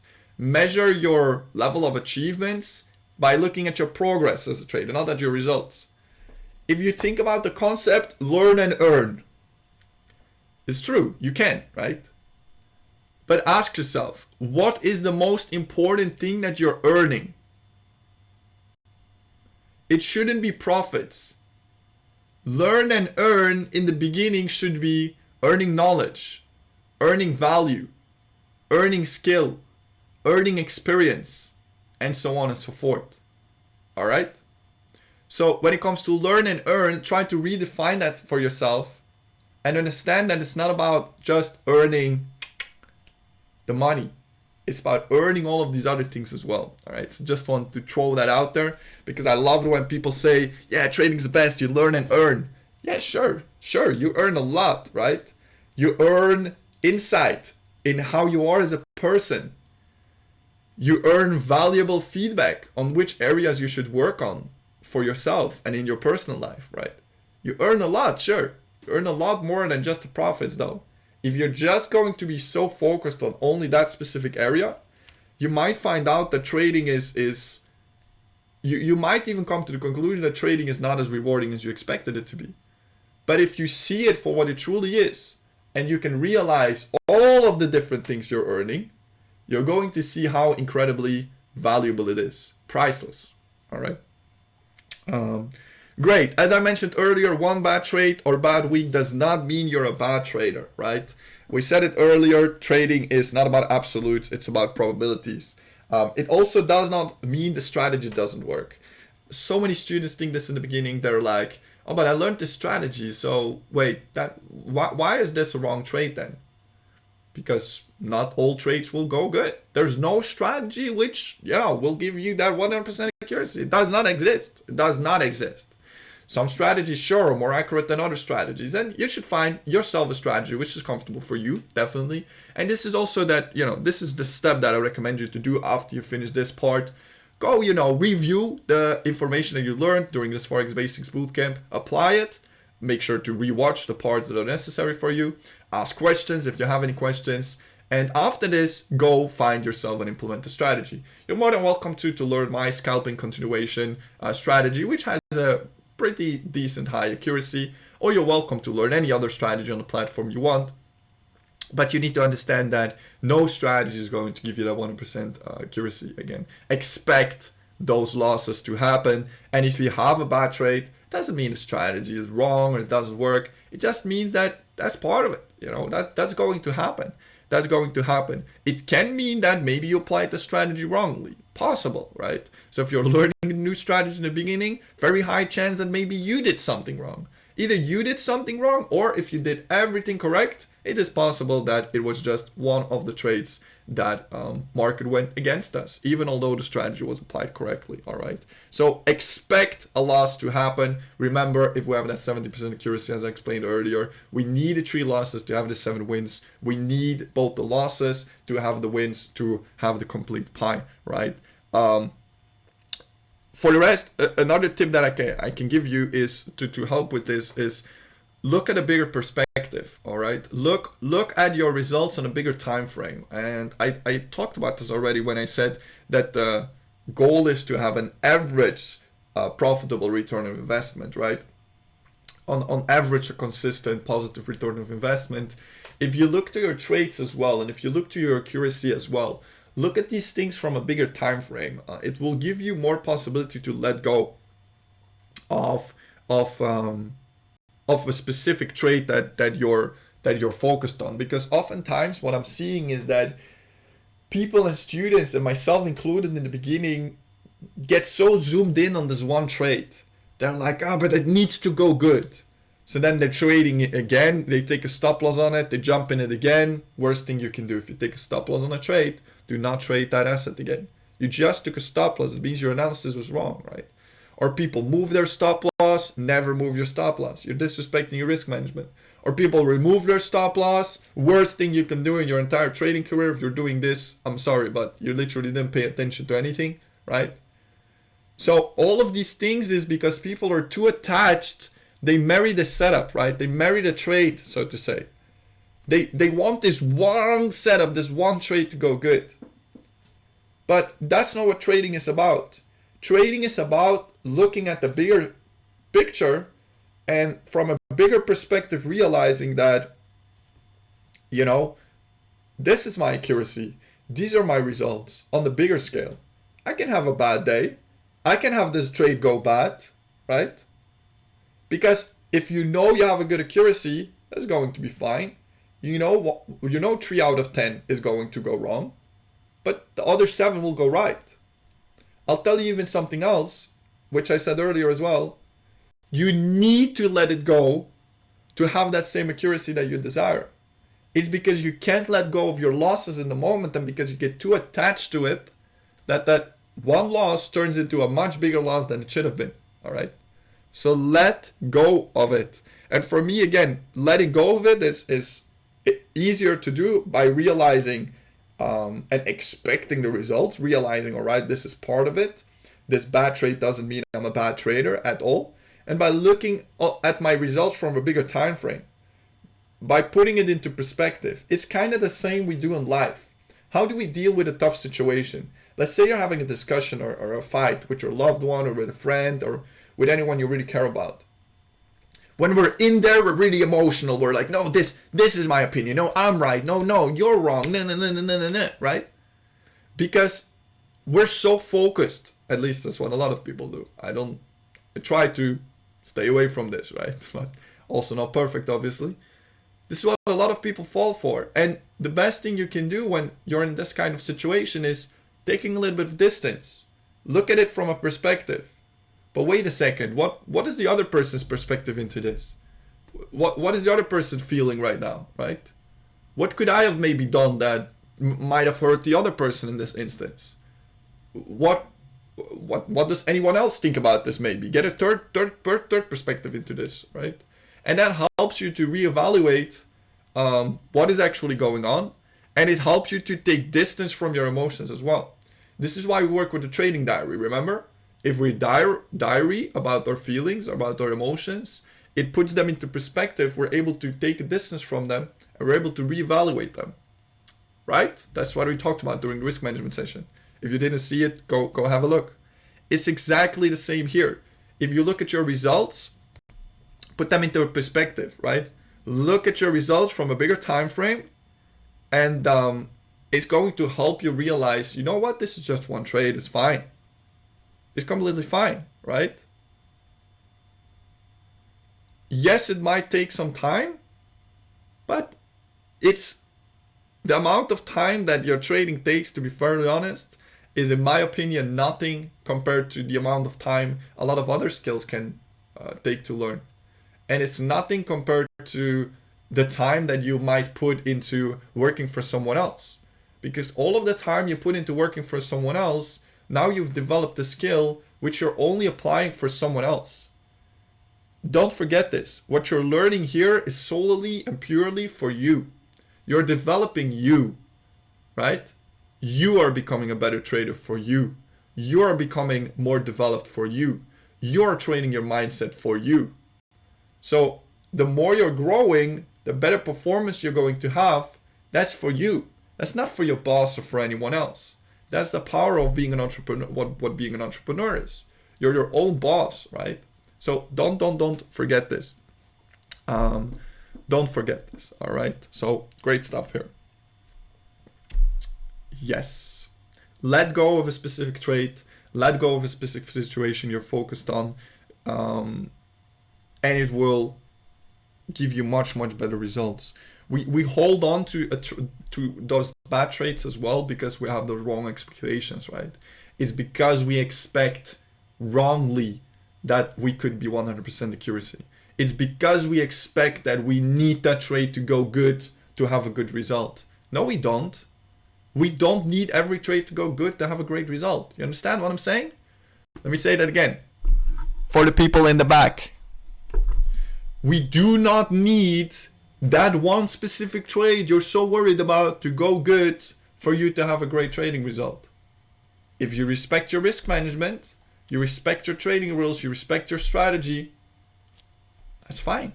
Just take the loss. All right? Put it into bigger perspective. Look at your results on a bigger time frame. Going to much more easily able to let it go. Just like we're able to let it go in real life as well. Learn to live to fight another day, as we like to say, right? Learn to live to fight another day. If you let it go, you're protecting your capital. Capital protection over capital growth. Imagine you would be losing in life. Are you going to add more? Let's say there's a fire, right? Let's say there's a fire. Are you going to add more fuel to the fire? No. You're going to try to douse the fire and that's it, right? You're going to leave it for what it is. Same with the trading. Don't throw fuel on your fire, right? Don't jump again in that trade or add to your position or this or that or, you know, that's craziness. That's crazy stuff. Let it go. It's just a situation. If you respect your risk management, follow the rules, no biggie. We live to fight another day. There's a multitude of opportunities, and if you really are focused on choosing quality over quantity, you will be absolutely fine, right? Now, one of the last tips I want to give you, and then we're going to dive into this secret formula to becoming a consistent, profitable trader. It's going to be very powerful, and it's going to be your first premiere on the Go Live. But one of the last tips I want to give you is please don't compare yourself to others. All right. Please do not compare yourself to others. Both in life, with the social media. I did a whole training on social media and the negative effects of it, the potential hazard as the negative effects of it on my Mindset Monday. So again, if you're interested in these mindset trainings and what I'm saying sounds interesting, if you want to approach it from a more psychological and mindset perspective, take a look at these. But we don't want to compare ourselves with others. Within this company as well, within the trader community as well, you're going to see a lot of people. First and foremost, you never know where someone is at. You don't know what someone's results are. And even if they're posting results, is that real? Is that a demo account? You don't know. It doesn't matter. Because you shouldn't be comparing yourself to others. Comparison to others is the thief of all joy. All right? Let me say that again. Comparison to others is the thief of all joy. I can't stress this enough. Shout out to Brandon Boyd. Comparison to others is the thief of all joy. I heard this from Brandon for the first time and my mind was blown. I was like, wow, that's so true. That is so true. Don't compare your chapter 2 with someone's chapter 30 already. You don't know how long they've been in the company. And even if you've been longer within I Am Master Academy, it's not because you're longer you have done more. Someone that might be in the company for 3 months might have been working with a trade log, working with a trading diary, trading every single week, reevaluating themselves, attending all of the mentorship calls, attending all of the go lives, asking questions consistently, learning from the trading diary and going through it every single day. Had the practice of like hundreds of trades already. And someone else might be a year with an I Am Master Academy, but they only did 5 trades. They attended like 10 go lives and they followed 1 call. And they kind of don't remember what the strategy was about. It's not because you're just longer present here that your progress is going to be more. Your subscription to I Am Master Academy does not guarantee that you will become a great trader. Your I Am subscription to I Am Master Academy means that you have access to all of the education, all of the information, literally everything. This is a fact. You have everything which you can need to become a success within the trading world. But it's up to you if you take action upon that. I can only give you the information. I cannot do it for you. I can share with you what has cost me 5+ years to gather. Experience and lessons that I have gathered and that I have needed to make for countless of times. I can share that with you. Yeah, sure. And I am. This is why this bootcamp has taken 3 hours every single session. Have you ever seen another educator do a bootcamp week where they do 3 hours? No, because normally us as educators, we only need to do 1 hour, all right? Why am I giving 3 hours every single day? Because I'm sharing everything with you. The complete picture. But it's up to you if you're going to apply this or not. You understand? Don't compare yourself to others. Ever. Comparison to others is the thief of all joy. If you want to compare yourself, you know who you need to compare yourself to? Compare yourself to yourself. Comparing yourself to your older self, to your old self. So compare yourself to the you of 1 month ago. Compare yourself to the you of 1 year ago. Comparison to your older self is the fountain of all joy. So where comparison to others is the thief of all joy, I made a new quote on that. Brandon, if you see this, I love your quote. Inspiration. I made a new quote on that. I'm saying comparison to your older self is the fountain of all joy. Because if you're comparing yourself to your older self, if you're comparing the Nick, if I'm comparing the Nick now to the Nick of 1 year ago, I rewatched some of my old trainings. I was like, wow, what a progress. How my knowledge has evolved, how my teaching skills has evolved. Incredible. It's going to visualize your progress. And again now, you're switching your focus from the results to the progress. You understand? Great stuff. Great stuff. Great stuff. Awesome. Right. This is an obvious one, but another really important lesson that I wanted to point out, so I'm ending this with three big ones, is do self-introspection. Learn your lessons. I said this during day 4 yesterday of the bootcamp. I said the best teacher you're ever going to have is yourself when we're talking about the trade log. Remember? Take your lessons, not only with your trading and life as well. Be open to learn. You're not perfect. Everyone can improve, but you need to be open for that improvement. The people that get stuck in life are those individuals that are not open for feedback. They think they've made it, right? Again, the moment you think you know it all, you know nothing at all. So continuously practice self-introspection. I think self-introspection is one of the most underrated skills in the entire world. If you want to learn more about the self-introspection, I have a full session on this. So if you scroll down in favorite sessions, let me just show you real quick. I have multiple sessions during the Mindset Monday where I talk about this. But just take a look. Self-introspection right here. I have a full session about that. So go take a look. But practically within trading, just reevaluate yourself on a continuous basis, right?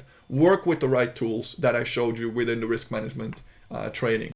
And make sure to ask the right questions. Make sure you are taking the lessons that you need. Because if you're trading the market, either way, as I said during the risk management as well, either you have a profit or you have a loss. And the loss you can see as a lesson you paid for, right? The question is, are you actually accepting the lesson? Are you taking the lesson or not? I also see a life like this actually. The trading has learned me so many things about life. When there's a fight or when I have a conflict with anyone or when I have something negative happen to me and there's a negative emotion that gets triggered, I may be sad or I might be hurt or anything. I see this as that negative emotion is a payment for the lesson I'm learning. So every time I feel a negative emotion, I know, okay, I'm paying right now for an extremely valuable lesson. The clue is to take that lesson. A lot of people get way too focused on the emotion that they're feeling right then and there that they don't even aware that there's a lesson to be learned. This is why you're going to have the same thing happen again and again and again. Because the universe is dement, all right? It's going to teach you the same lesson over and over and over and over again until you learn it. Universe is going to teach you the same lesson again and again and again until you learn it. And guess what? Market is going to teach you the same lesson again and again and again and again until you learn it. Market doesn't play around. It's going to always teach you. And this is why just at one time you were using a little bit too high a lot size than you were allowed to. Just at one time your trade went bad. Guess what? Because market is like, I saw what you did there and it's putting you back in line, right? Same with universe. You're like slacking off. You're like, one day I can just not really do what I need to do. I can just skip the gym. Kapow! Right? God is there to protect you. He's there to help you. But universe will see if you're messing up, right? The effects will come. So remember this. The universe and the market, both, will keep teaching you the same lessons until you actually learn the lesson, all right? And the last thing I wanted to close up with before we take a look at this infamous and exciting and brand new, for the first time on the Go Live, secret formula to be consistently profitable. Last quote I wanted to leave you guys with is, no matter what, within your trading career, within your entrepreneurship, within your journey to success, within your business, be not afraid of the thief in the alley which could steal your purse. Be afraid of the thief of your mind that could steal your dreams. This is one of my favorite all-time quotes. And it means that you shouldn't be afraid of physically what is going on in the world. The real danger is not out there. The real danger is in here. It's in here. It's you versus you, all right? So don't be afraid for the thief in the alley that might steal your purse. Be afraid of the thief in your mind that might steal your dream. Always keep your why close. Know why you're doing this. Yes, it's a marathon, but look at the progress. Look at how you're growing as a trader, as an individual. And I guarantee you, you will grow into the person that you want to become. You will grow into the trader that you want to become. And at the end, there's no end, but anyway, at the point you will reach certain results that you wanted when you started this journey, you will finally understand that the real value, the most beautiful part of this trading and of this entrepreneurship has been the journey. And this is why you continue to walk that journey then, all right? Anyway, some nuggets being dropped there. Are you having some value, guys? Let me know in the chat box. Are you having some value? Plus. I would think I've learned this before. No writing. No worries. Appreciate that much what you give us through this bootcamp. Amazing. I'm happy you guys are having value. I'm really, really happy to see you guys having value. It's going to be fully recorded, so I really hope it's going to be able to help help a lot of people by watching those recordings. All right, this is why I'm making it that full and intense as well. All right, let's have a look at this secret formula, success formula to become a consistent, profitable trader, or a secret success formula to create consistent return on investment, shall we? What I'm going to explain you is the first on the go live. It's developed by me. This way of thinking is developed by me. The principles obviously behind it not. But this way of explaining it has been developed by me after teaching for 2 years and after trading myself for 4.5 years. It's taken a lot of time to put a very, very complicated subject, which is, Nick, how can I now actually achieve consistent return on investment, right? To put it this easy and this simple. This is the key, all right? If you ever was looking for the golden key or the golden nugget to success within trading, if you understand this, you got it, all right? So what is the requirement for this? At which point of your journey does this come into play? First, understand and master the basic concepts of the Forex market. So watch this Basics Bootcamp.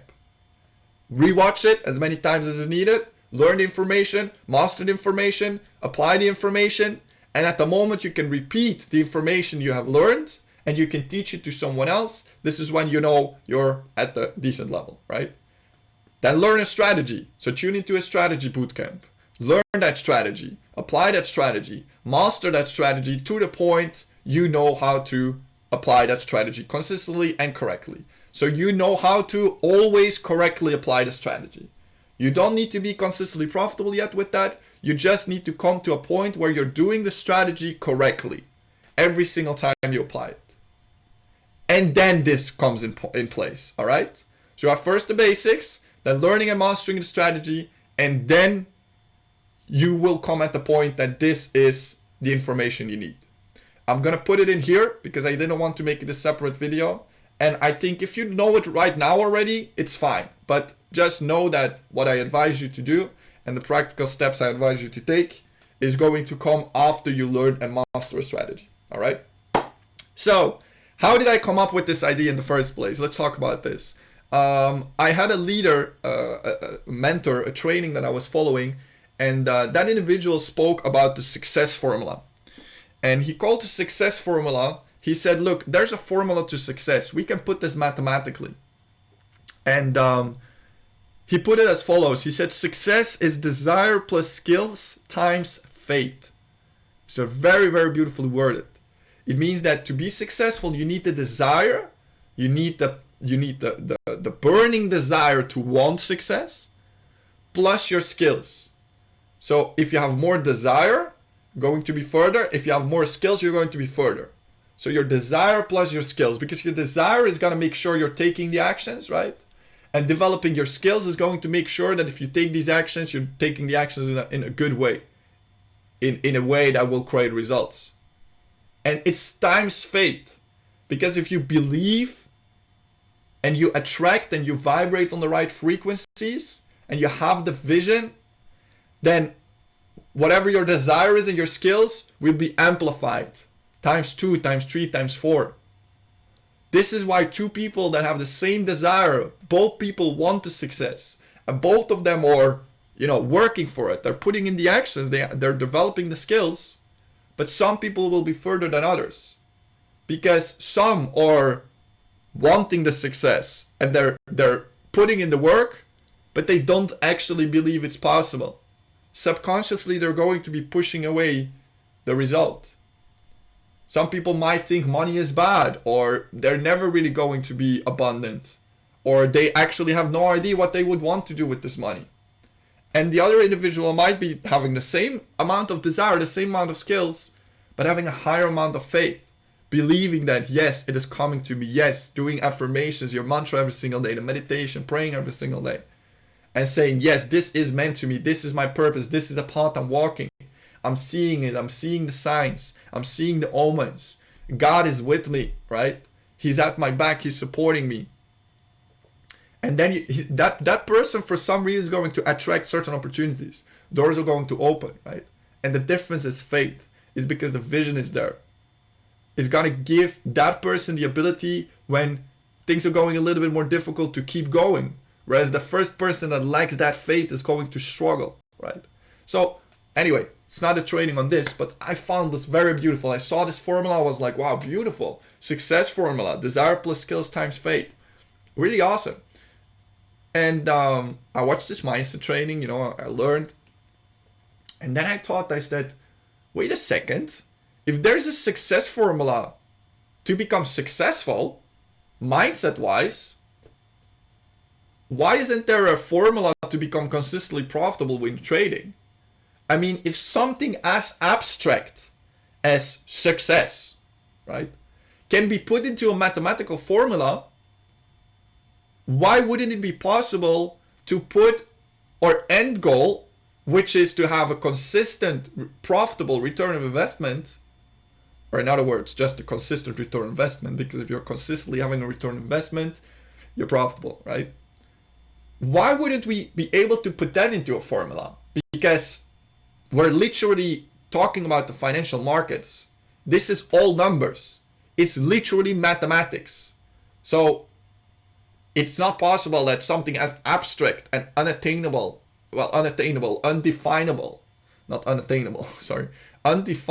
as success can be put into a mathematical formula, and return of investment and how to have consistent return of investment, which is financial markets, which is purely numbers and maths, would not be possible. So I went to work, I sat down and I thought, all right, let's try to figure this out, right? And I came up with it. I found what I think is the success formula of becoming a consistent profitable trader, of creating consistent return of investment, all right? So I'm gonna teach you today. This is a couple of notes to visualize some things. I didn't have to write it out while I was talking, so I can really focus on teaching guys. This is really powerful information. I've only taught this to a couple of students, and the students I've taught this to, I saw literally skyrocket, like go from where they were to completely different heights because they understand the principle. So I'm gonna blow your mind. I'm gonna make some clicks right now. I'm gonna just click some of the things that are happening right there, hopefully. Let's start at the start. Let's look at the left upper corner here. Let's talk some basic math. This is not a math class, but let's talk some basic math. If we do 1 times 2 times 3, right, that equals 6. 1 times 2 is 2, 2 times 3 is 6, correct? Correct. Now, what is the interesting thing about this? If I ask you, what is 1 times 2 times 3? You're gonna say 6. If I ask my dad, what is 1 times 2 times 3? It's gonna say 6. If I ask the guy on the street, what is 1 times 2 times 3? It's gonna say 6, right? Every person I will ask is gonna say it's 6. This is why math works. It's always going to be the same result, right? If it's the same 3 elements, it's going to be 6. I'll tell you even more. If I ask you what is 3 times 2 times 1, it's 6. What is 2 times 3 times 1? It's 6. What is 3 times 1 times 2? It's 6, right? No matter how way I put it, if I have the same 3 elements and I keep these 3 numbers consistent, I have consistently the same result. Right? Right. Now, what happens if I increase one of those elements? Let's say I increase 1 to 5. So I increase the first number from 1 to 5. Well, if we do 5 times 2 times 3, instead of 1 times 2 times 3, now we have 5 times 2, which is 10, and 10 times 3, which is 30. So if one of the elements get increased, the result increases. The other way around, if we decrease one of the elements, let's say we decrease the number 3 to 2, so now we have 1 times 2 times 2 instead of 1 times 2 times 3. Well, 1 times 2 is 2, and 2 times 2 is 4. So if we decrease one of the elements, the end result decreases as well. You guys with me? Some very basic math. So a couple of lessons here. If we keep the elements consistent, no matter who we ask or in which order we put it, it's going to always consistently be the same result. If one of the elements gets increased, the result increases. If one of the elements gets decreased, the result decreases. Math, right? That's as far as this will go mathematically, so don't worry. Now let's talk about the goal. What is our end goal as a trader?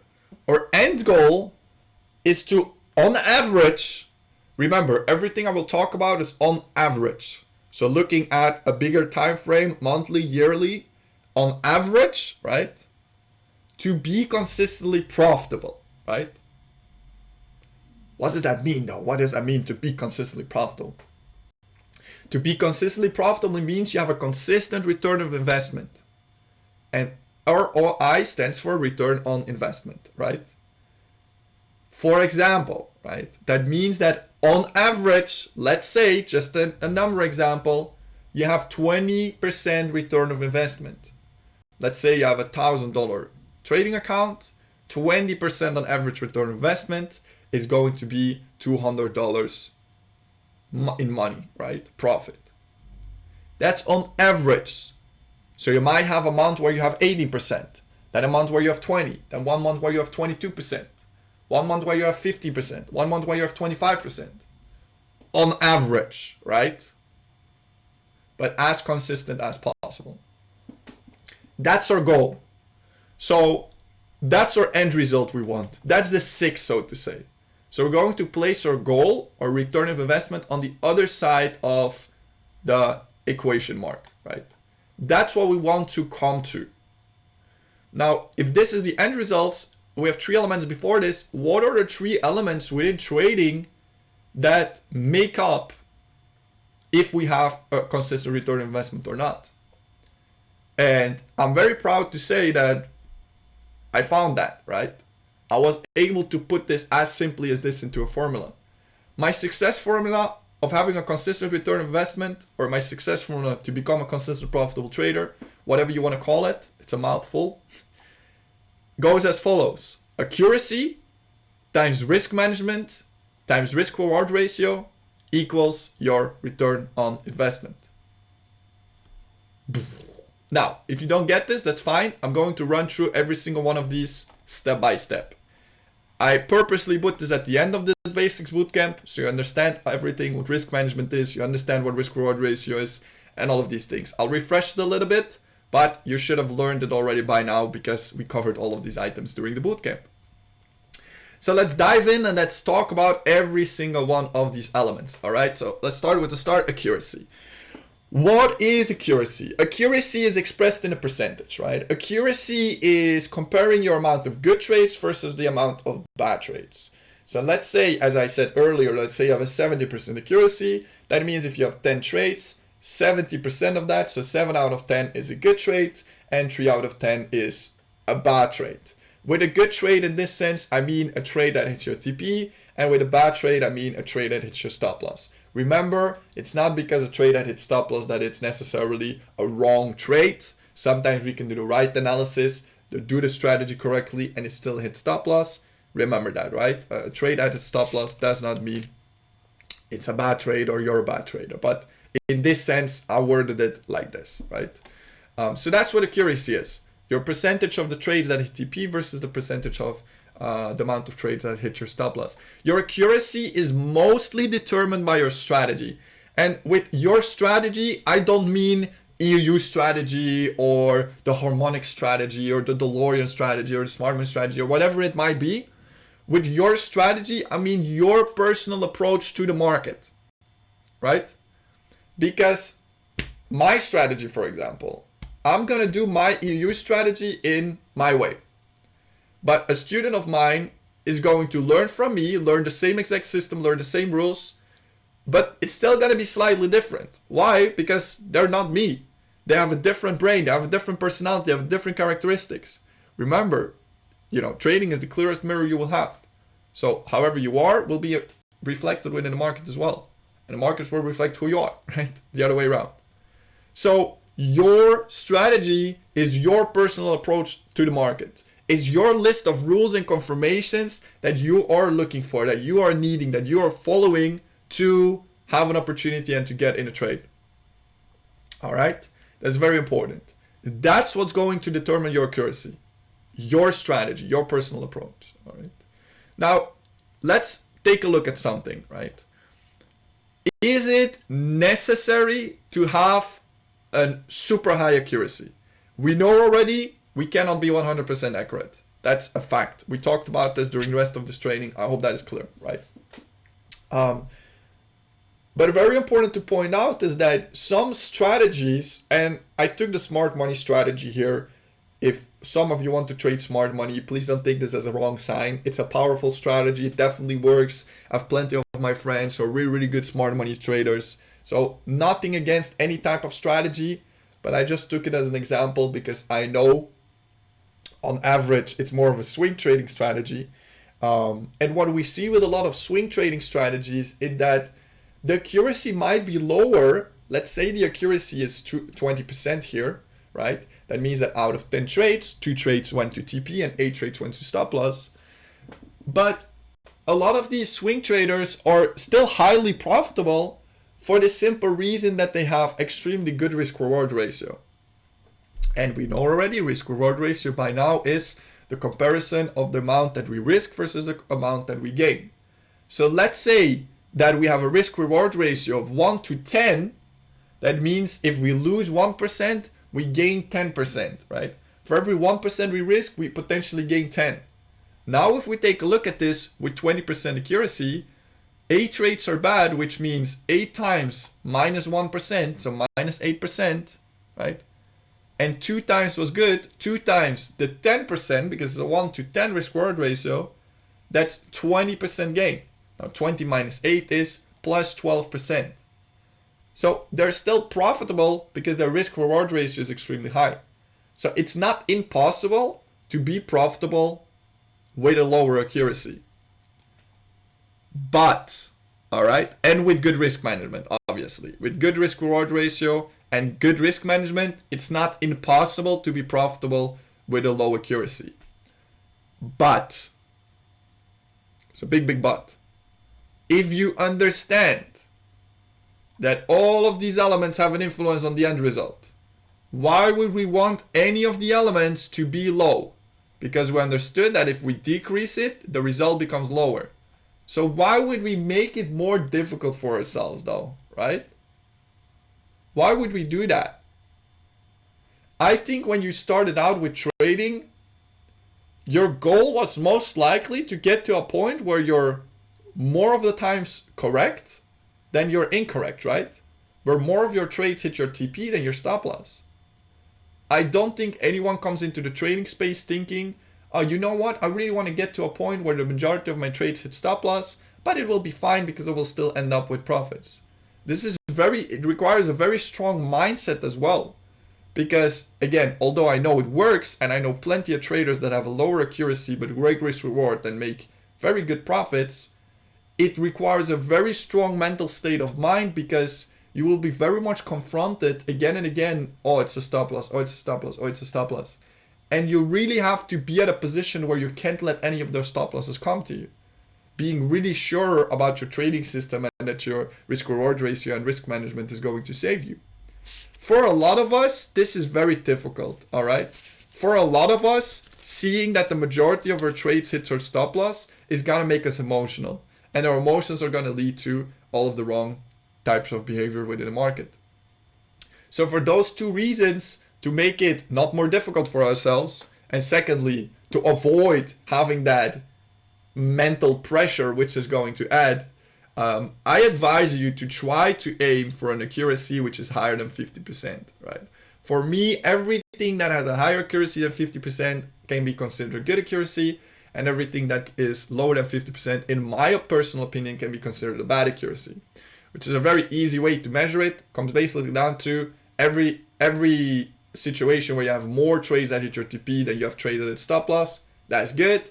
If you have a situation where you have more trades that hit stop loss than you have TP, that's not so good, right? Not impossible,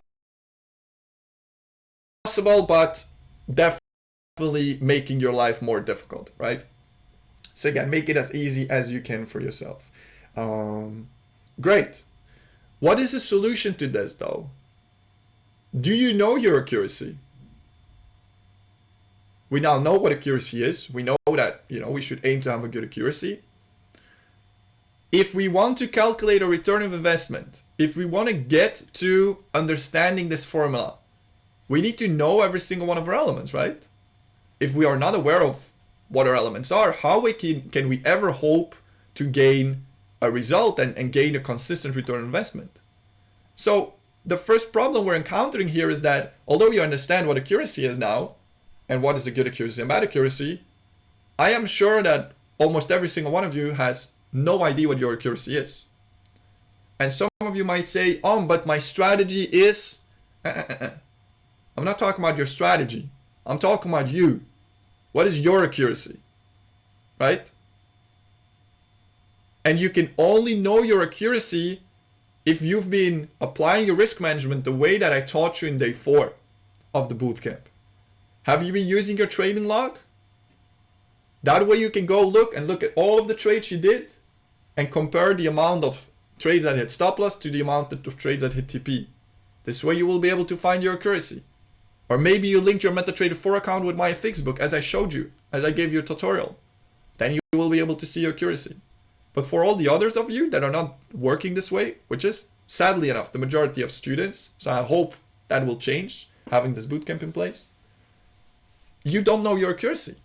So one of the first things I advise you to do is to go find that accuracy.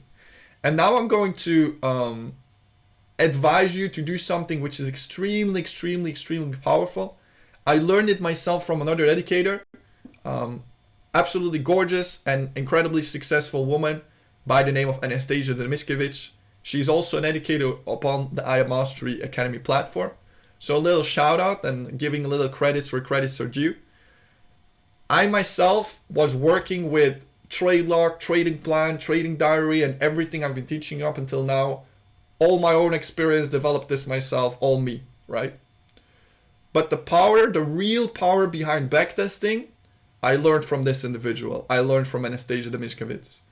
And it is something that I wanted to put in here all the way at the end because it's just simply so powerful.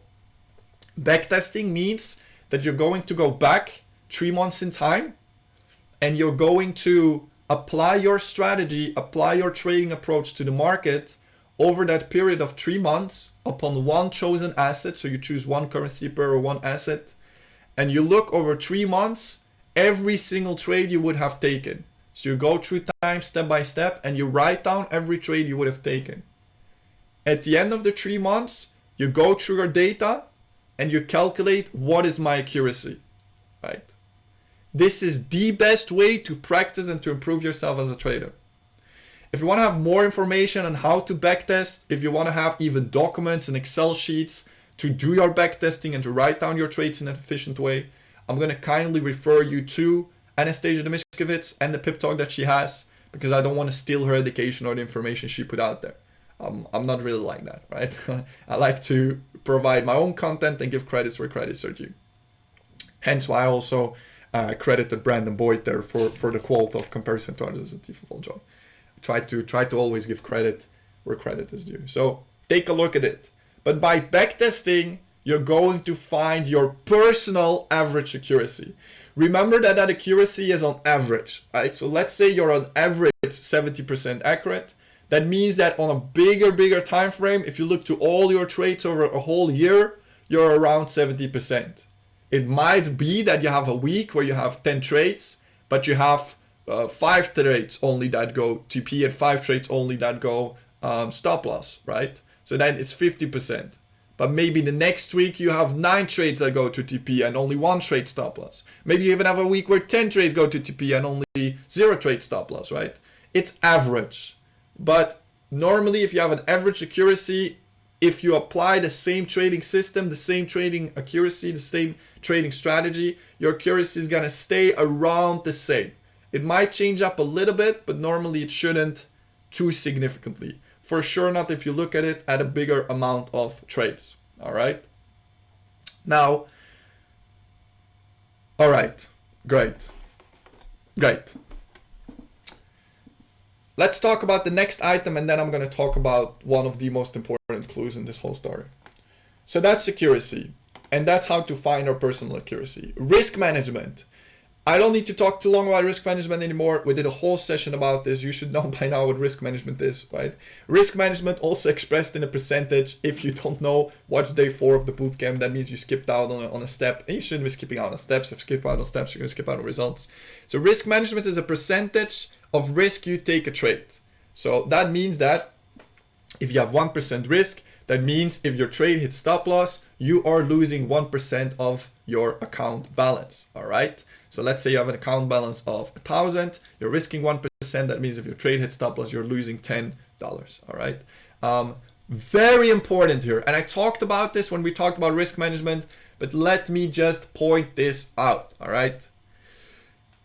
I talked about this. Let me just say this again. This is so key. You need to have the right expectations. Same as with accuracy, you can't have the expectation to be 99 or 95% accurate or 100% accurate.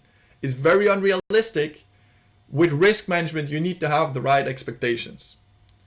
And the right expectations when it comes to risk management is not being focused on the gains. The problem with our wrong expectation and our wrong risk management is that, and I talked about this as well during part yesterday, is that we are focused on the gains. We're focused on the amount of profit that we want instead of on the risk we're taking. And the right way to do it is to focus on capital protection over capital growth. Understand what I'm saying?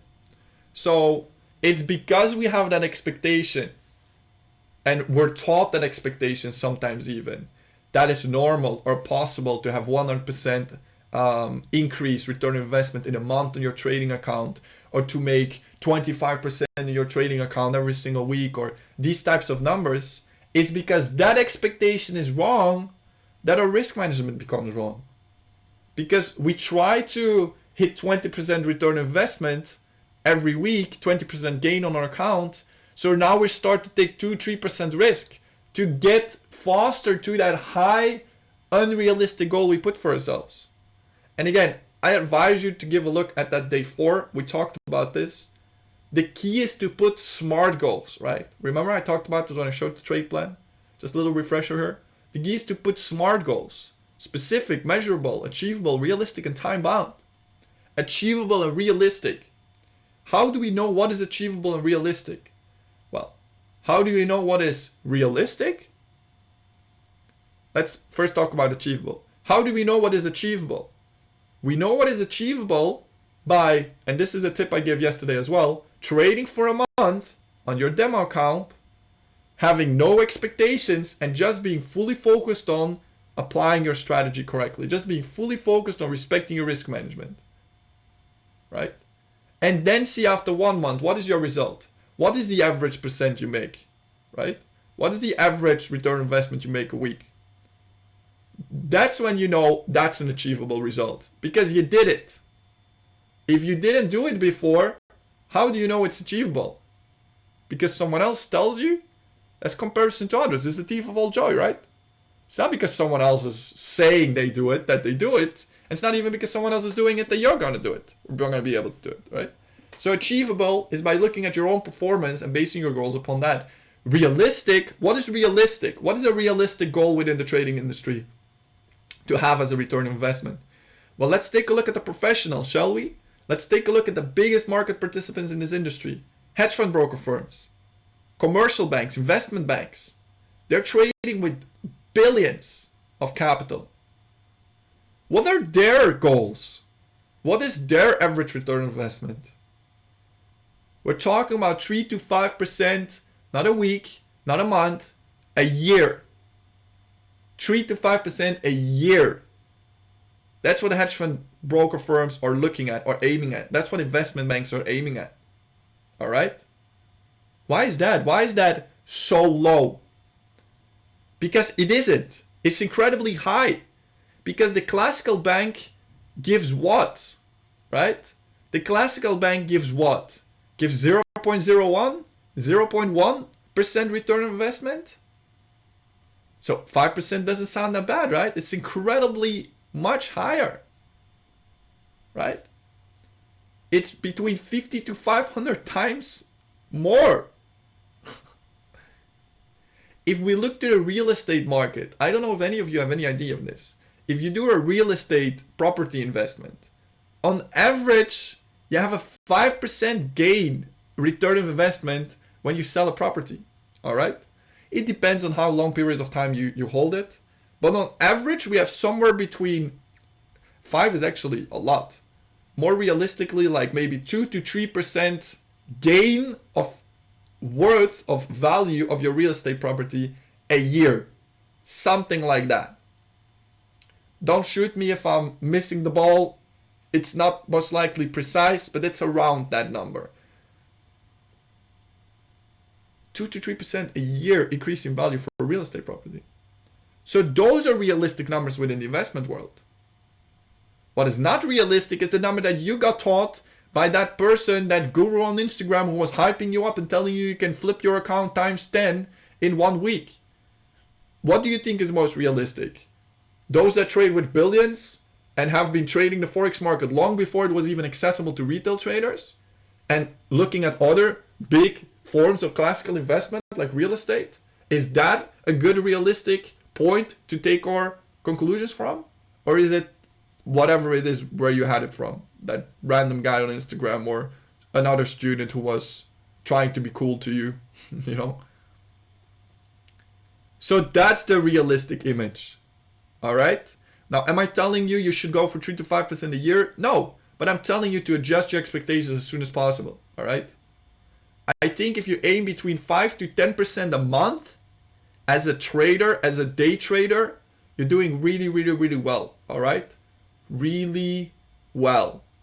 If you can be consistent, profitable, have a consistent return on investment somewhere between 5 to 10% a month, you're great. Am I saying there are not traders out there who are making more? No, that's not what I'm saying. Right? Definitely there are. But I'm saying that a lot of people, the majority of them, if they can make 5 to 10% consistently a month, you're good. All right? Either the compounding will do the work for you, or, and this is the conclusion that I'm getting to, one of the big shifts that I want you to make is that trading is investments. All right? It's investing. You know this from the beginning. You said, yeah, I want to learn to invest. I want to learn to trade. But then you kind of forget it somewhere along the way. What is law number 1 of investments? If we invest in a real estate property and we buy a property of $150,000 and we hold it for, let's say, 5 years, 2% increase a year, so a 10% increase. So we sell that property for 10% return of investment. So now we sell it for $165,000. We had a $15,000 return of investment, like $15,000 profit, sorry. That's 10% return on investment on the 150, right? Let's now say we do the same moment as we bought the $150,000 property, we buy a $1.5 million property. And we sell it 5 years later at the same moment. Same rates, same mortgages, same everything, same interest rates on the loans, everything, right? Same. 10% return on investment. So you sell it for $1,650,000. So you made $150,000 profit. So whereas with the first example of $150,000, we made $15,000 profit. With the second example of $1.5 million, we made $150,000 profit, right? What's the difference? Same moment, same return on investment, same everything. The difference is capital. Rule number 1 in investments is the more capital you have to invest, the more capital you invest with, the more money you will make. This is compounding also, right? Compounding is that it adds up and it starts to add up. But in the first place, more capital means more profit, right? Because a percentage of a bigger amount equals a bigger number than a percentage of a smaller amount. That's what it is. So next time you go trading, remember this, and I hope I'm shifting your mind here, that a lot of people out there, they're thinking that taking higher risk, disrespecting the risk management, and just going with a little bit of bigger lot size in your trade, that's going to create you more profit. That's going to create you more money. The solution is not to take more risk. The solution is to build up more capital, all right? In one way or the other. Because the more capital you're going to have, then you're going to be earning more while having a realistic expectation. Because that unrealistic expectation of trying to gain 20+ % a week, that's going to lead you down the road anyway. And if you disrespect your risk management, you know what happens. One day or the other, you end up with extremely heavy losses which you shouldn't have had. And it completely destroys your trading account. Right? Solution is not to take more risk, it's to have or build up more capital. All right? We're dropping some gems here. Last but not least, the third item is risk-reward ratio. All right? Also covered this yesterday during the day 4 of the risk management in the Back to Basics Bootcamp. So take a look at it. It's also expressed in a percentage, or can be expressed in a percentage. Most of the time is expressed in a number divided by a number, right? It's the risk-reward ratio. It's how much you risk versus how much you can earn. How much are you willing to risk versus how much are you able to earn, right? A good risk-reward ratio, in my opinion, is a positive one and a consistent one, very important. And a bad risk-reward ratio is a negative one and an inconsistent one. An example here, we talked about this yesterday, so going faster, this is just a refresher. If a 1 to 2 risk-reward ratio, that means you're willing to risk 1% to gain 2%, right? Is that you're willing to have 10 pips stop loss for 20 pips TP, for example. That's positive, right? You're gaining more than you're risking. A 2 to 1 is the opposite, then you're willing to risk 2% to gain 1%. That's a negative risk-reward ratio. That means that that's not great, right? Because now you're risking 2% to only gain 1%. Never, ever, ever, ever, ever, ever, ever, ever, ever use a negative risk reward ratio. That's doomed to fail. So those of you that are moving your stop loss and stuff like this, that's done. All right, it's game over. All right. So solution for this risk reward ratio solution for the risk reward ratio is, I think you should just use, no matter what, a minimum of a 1-to-1 risk reward ratio, at least neutral, which means you're risking as much as you can gain. Ideally, you have a positive risk-reward ratio, but at least neutral, depending on the strategy or approach you're taking to the market. All right. If you're calculating your risk-reward ratio within this formula, which we're going to get to how to do that in a second, the clue is that you use the minimum risk-reward ratio you have. What do I mean with this? So let's say you're trading, and sometimes you have a 1 to 2 risk reward ratio, but sometimes you have a 1 to 1 risk reward ratio. Please use 1 to 1 risk reward ratio then. Because if you're going to say, I always have 1 to 2, you're going to gain a result and calculate a result which is not realistic. Because you don't always have a 1 to 2 risk reward ratio, you understand? All right? So very, very, very important. If you use the minimum one, and sometimes you do use a better risk reward, so if you say you calculate and you say, okay, let me write down that I have a 1-to-1 risk reward, but some trades you do have a 1 to 2 risk reward ratio, then that's just better, right? Always better to go out of the worst case scenario, right? It's not a problem if you come out better than expected, but don't calculate it better than it actually is. You understand?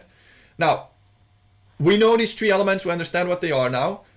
The first goal you set for yourself is, if you want to use the success formula on how to become consistently profitable, is you want to find out what is your accuracy, right? You want to find out what is the right risk management for you. And when it comes to risk management, I kind of didn't talk about this, but since we put that realistic expectation of having 3 to 5% gain a month, it's much more easier to understand that using more than 1% risk is absolutely ridiculous, right? And again, I talked about this yesterday. Let's say you're trading with 100 million instead of $100. Would you really be willing to risk 3% on that? That means that from your 100 million, you're risking 3 million. Really? Drop me in the chat. Is that something you would do? Is that something anyone would do? Hey, we got another educator on here. Appreciate you. Is that something anyone would do? Hell nah. No one would do that. Everyone would say, oh, I wouldn't risk 3 million out of my 100 million. Well, why are you doing that with $100 though? If you're not doing that with the 100 million, why would you do that with the lower amount? If you're making the mistakes with lower amounts of capital, let me tell you something. You're going to make the same mistakes. You're reinforcing the wrong habits, as we talked about earlier. You're going to make the same mistakes with bigger capital. Only difference will be is that your losses will be bigger, right? So absolutely useless in this case of 100 million to take 3% risk, right? What is more realistic is to have max 1, 0.5%, or less than 1%. Somewhere between 0 to 1%. I think if you want to be a defensive trader, you choose to take somewhere between 0 to 0.5%. If you want to be more of a normal trader, you choose to take somewhere between 0.5 to 0.8% risk.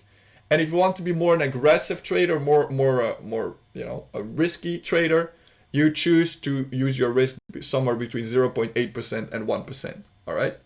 I think that's a very realistic expectation. But again, what is the best that will work for you? This you need to find out by that backtesting. So find your accuracy, doing backtesting. Find the risk management that works the best for you, doing backtesting. Find the risk reward ratio that you can be consistent in by backtesting, right? That is how you find that. And that is the key. Again, credits to Anastasia Demiskowicz about backtesting. If you want to learn more, give her her channel and her education a look. Now we know the accuracy, we know the risk management, we know the risk reward ratio. Let's say we found it out. Let's say we found our accuracy, we found the risk management, we found the risk reward ratio. I'm going to come to the close of the story here now.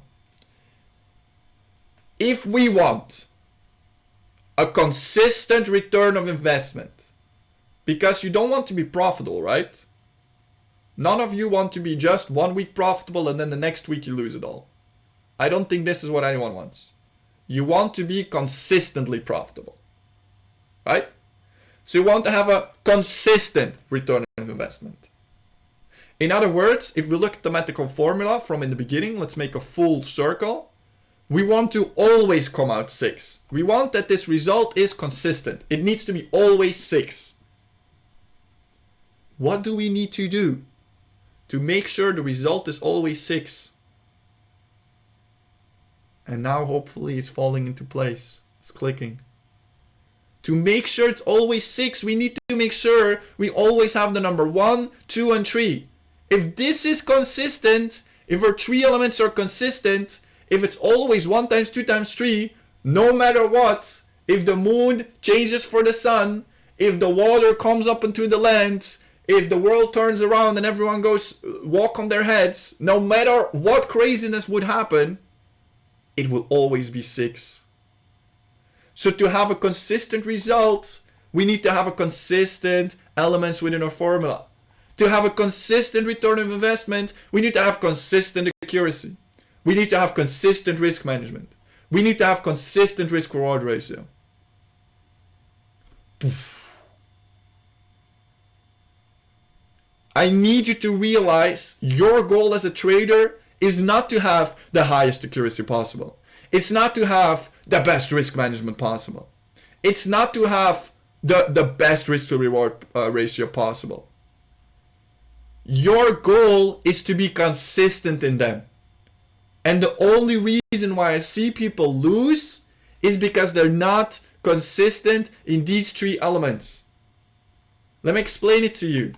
How can we have a consistent accuracy? A consistent accuracy comes from following our trading rules consistently. It comes from applying our strategy consistently, right? It comes from consistently following the same list of confirmations. If we're consistent in those things, we're going to be consistent with our strategy. We're going to be consistent with how we determine which trades to take, which means we're going to have a consistent accuracy. What do I see people do? That's the good way to do it. What do I see people do often? They do this strategy, then they use another strategy. And you're not consistent. Obviously you don't have consistent accuracy. You're changing things. Maybe you're doing the same strategy, but 1 week you're like, okay, this week, I'm allowing myself to let my trade run a little bit further. The next week, I'm not allowing myself to do this. 1 week, you're taking multiple TPs. The other week, you're not taking multiple TPs, right? 1 week you're allowing yourself to put your trades break even. The other week you're not allowing yourself to put your trades break even. 1 week you say, you know, I need to really add an extra confirmation to my checklist. The other week you say, you know what, let me actually add a different confirmation to my checklist. Right? Wrong. All of these changes create inconsistency. Inconsistency in how you approach the market, which results in inconsistent accuracy. So why are you not a consistent trader? Because you're not consistent with how you're trading. Guess what? You don't have consistent results because you're not consistent. This is so simple that it sounds almost ridiculous, but it's so powerful. I never heard anyone give a training on this. This is like the best thing ever. If I could, I would teach this in Zurich, or I would teach this on a giant stage. You're not having consistent results because you're not consistent. You understand? That's accuracy. So how can we be consistent with our accuracy? Be consistent with the trading rules that we're following. Be consistent with the strategy that we're applying. Always follow the same steps in your strategy. Be consistent with the confirmation list you need before you're allowed to enter a trade. Be consistent with how you're allowed to manage your trade. Be consistent with how you put your TPs, your stop loss, your entry point management. Be consistent, right? Let's talk about risk management. What about the consistency there, right? Well, what do we need? We need to determine a risk for ourselves, let's say 0.5%. Every single trade, we use 0.5% risk, no matter what. We have a bigger stop loss than usual, well then our lot size needs to be smaller, right? Because we need 0.5% risk. We're trading a different asset where the pips are calculated differently. What? We need to adjust the lot size then, right? What did I say, adjust the stop loss? We need to adjust the lot size, right? Because our risk needs to be consistent. This is where lot size calculator comes in. You always want the same risk. So your lot size will variate and change to make sure your risk stays consistent. All right? Consistent risk. What am I seeing here? What is going wrong with people? One trade, they're like, yeah, let's take, I think this is going to be a normal trade. So let's take 1% risk. Ooh, this is really looking like a good one. Let me, just take a little bit more because I think this, I'm 100% sure it's going to be fine. Let me take 3% risk. And inconsistent, right? And that's just the one that goes wrong. Why is that? You're inconsistent, all right? I'm getting really passionate and fired up here, but this is really, really important knowledge. This is the key, all right? It took me 5 years to come to being able to explain it like this. You need to be consistent with your risk management. Another thing, people are in one trade, they're like, they took a trade with 1% risk. They're like, it's actually, it's going up. Let me jump again in that same trade. Let me open another trade with 1%. And now you're taking 2% risk. Inconsistent, right? Or people are like, it's looking like it's getting a little bit close to stop loss. Let me give it a little bit more room. And you're inconsistent with your risk. All of these actions, over leveraging, moving your stop loss, whatever it may be, you're inconsistent, jumping in trades again, chasing the market. It creates inconsistency. Inconsistency in risk management creates inconsistency in your results. Inconsistency in accuracy creates inconsistency in your return on investment. So how can we be consistent with risk management? Always use the same risk and adjust your stop losses, adjust your lot sizes appropriately, dependent on your stop loss, dependent on the asset and the currency conversion you have. All right? Always the same risk. Lot size calculator is your best friend here. Risk reward ratio. We need to have consistency. How can we have consistency? Well, if we say we always have by default 1-to-1 risk reward ratio at the minimum, then always needs to be 1-to-1 risk reward ratio.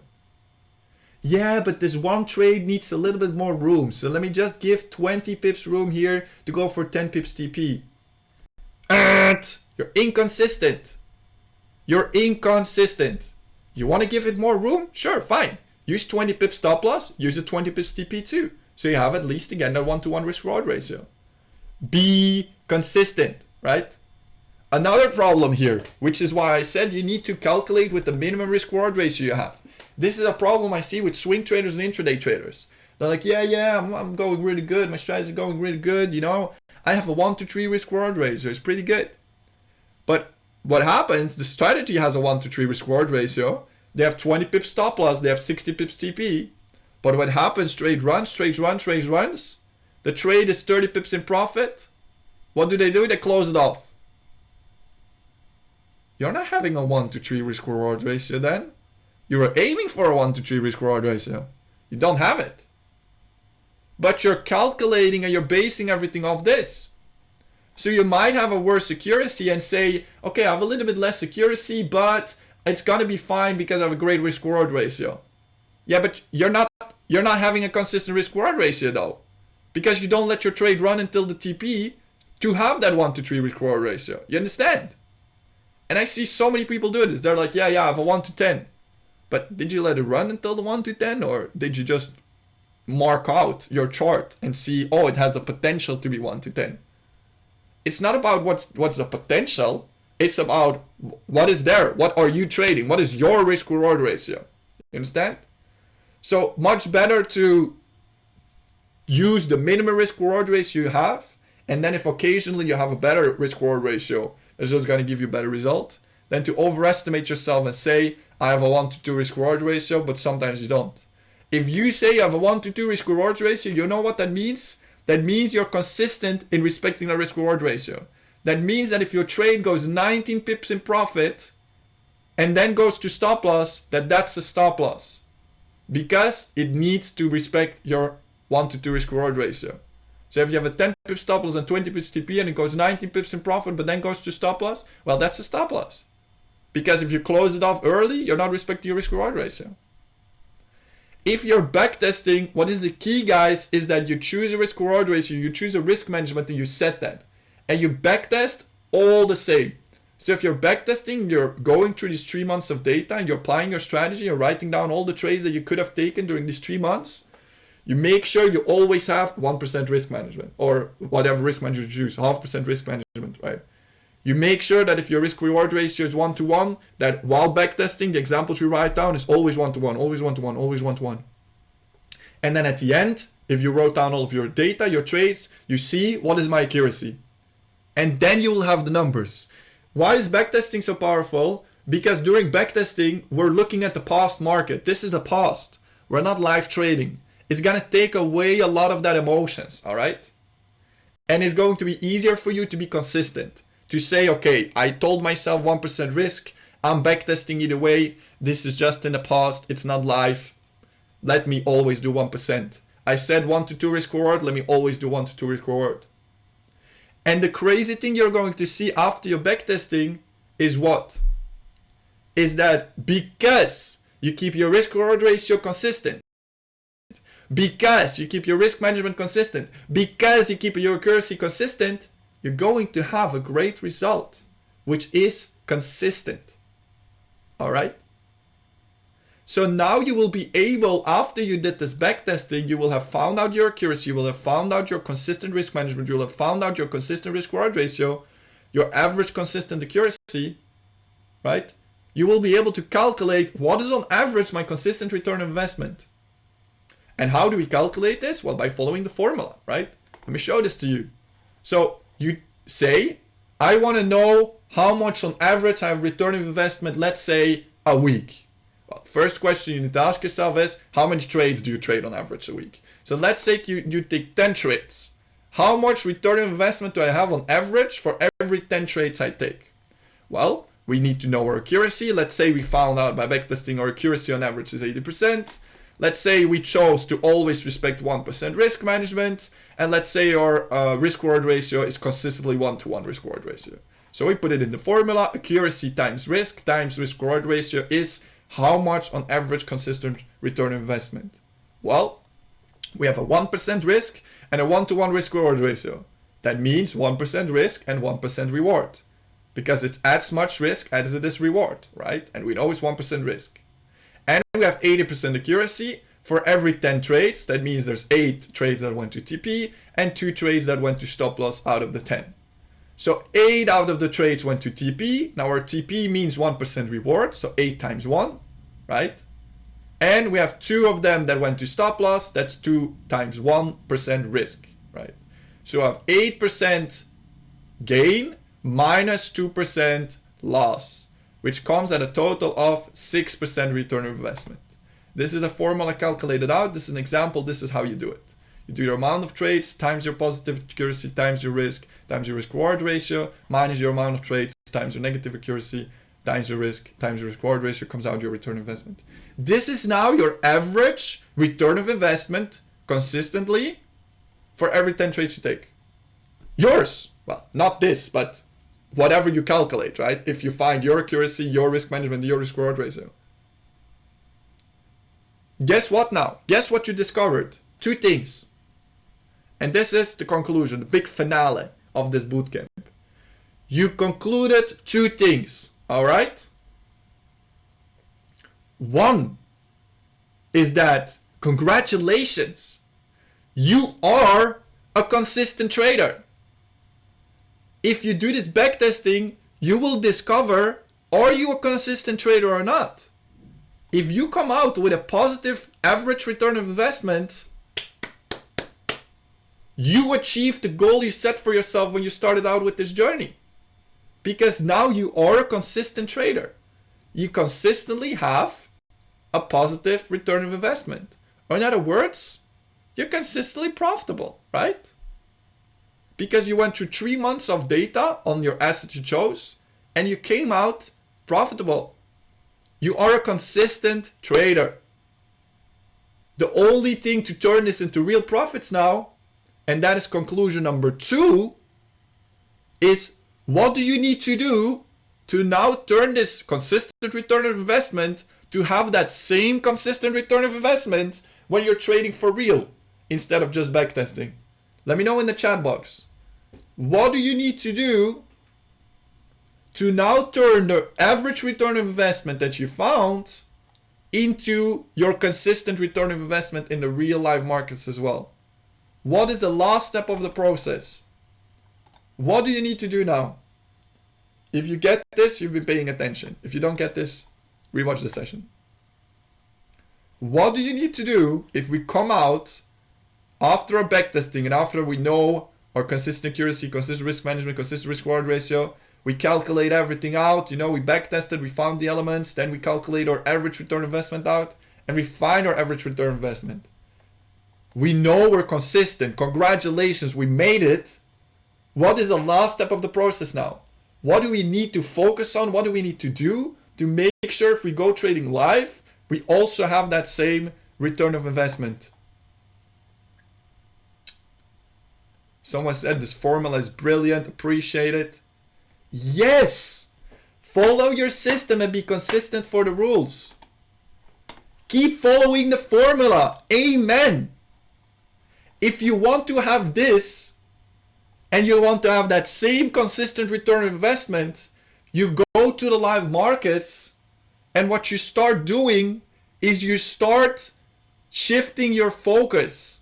And the only thing you're going to focus on is to follow the same consistent list of rules, confirmations, strategy as you were doing before. If you will follow the same, you will have the same accuracy, consistent accuracy. You will follow the same and be consistent with the same risk that you practiced in your backtesting. You will use the same consistent risk reward ratio as you used in your backtesting. So you will be focused on being consistent, not on being right, not on your trade hitting your TP. It doesn't matter anymore. Because even if the trade you're looking at or you took just hit stop loss, it doesn't matter. Because the numbers work for you. Because 1 times 2 times 3 is always 6. Always. Alright? It doesn't matter if there's a stop loss in between there. Because we will always come out close to our average return on investment. Again, we might come out 1 time 5%, or 1 time even 4%, 1 time maybe 7, 8%. But we will not all of a sudden come out minus 10%. Unless you're not consistent. Unless you lose focus and you start thinking, oh, I really need this trade to go right because otherwise my trading's not going to go good. And That's the wrong behavior. It's the wrong way of thinking. You want to be focused on being consistent, not on your trade to hit your TP, not to be right in the market, not to always be correct in the market. That's all stuff that doesn't matter. Let's get that out of here. You want to be consistent because you just backtested that your system works. Your approach works. You are a consistent trader. Just do the same in your live trading. Consistent accuracy, consistent risk management, consistent risk reward ratio, and you will have the same consistent return of investment. This has been me, Nick Engels, live here 2 years ago, live indicator on the Forex channel within I Mastery Academy. It has been an absolute pleasure to be teaching you this Back to the Basics bootcamp. It has been truly my honor, and I appreciate all of the love and the support that all of you have been giving me. If you had some value, make sure to share this, to blast this out to as many people as we can. In my personal opinion, I think this is one of the most, if not the most complete and in-depth basics bootcamp that has ever been done on this platform, with 3-hour sessions, the full 5 days, and anything that you might need to know concerning the basics in there, including that final last step with that secret formula on how to actually become consistently profitable as a trader. Again, very grateful, been an absolute honor and a pleasure to be able to teach you. I do go live sessions 4 times a week, so if you had some value, make sure to tune into the Mindset Mondays every Monday to get more mindset value every Monday at 12 p.m. Central European Time or 6 a.m. EST, and I give live market analysis sessions every week, Tuesday, Wednesday, and Thursday as well, if you want to tune in for more trading value. All right, I wish you guys an absolutely great rest of your trading journey. I hope you can use the information that you learned here during this bootcamp as a basis, as a foundation to build an empire on, to build a very, very successful trading career on. If you have any questions whatsoever, you can always ask on my Go Live sessions, and I will definitely help you. So just hit me up, right? I'm here to help as an educator, and I wish you nothing but success and nothing less. We truly do rise by lifting others, and I will see every single one of you at the top, because the bottom is already way too crowded. Bye bye, à la próxima. Never die, never die.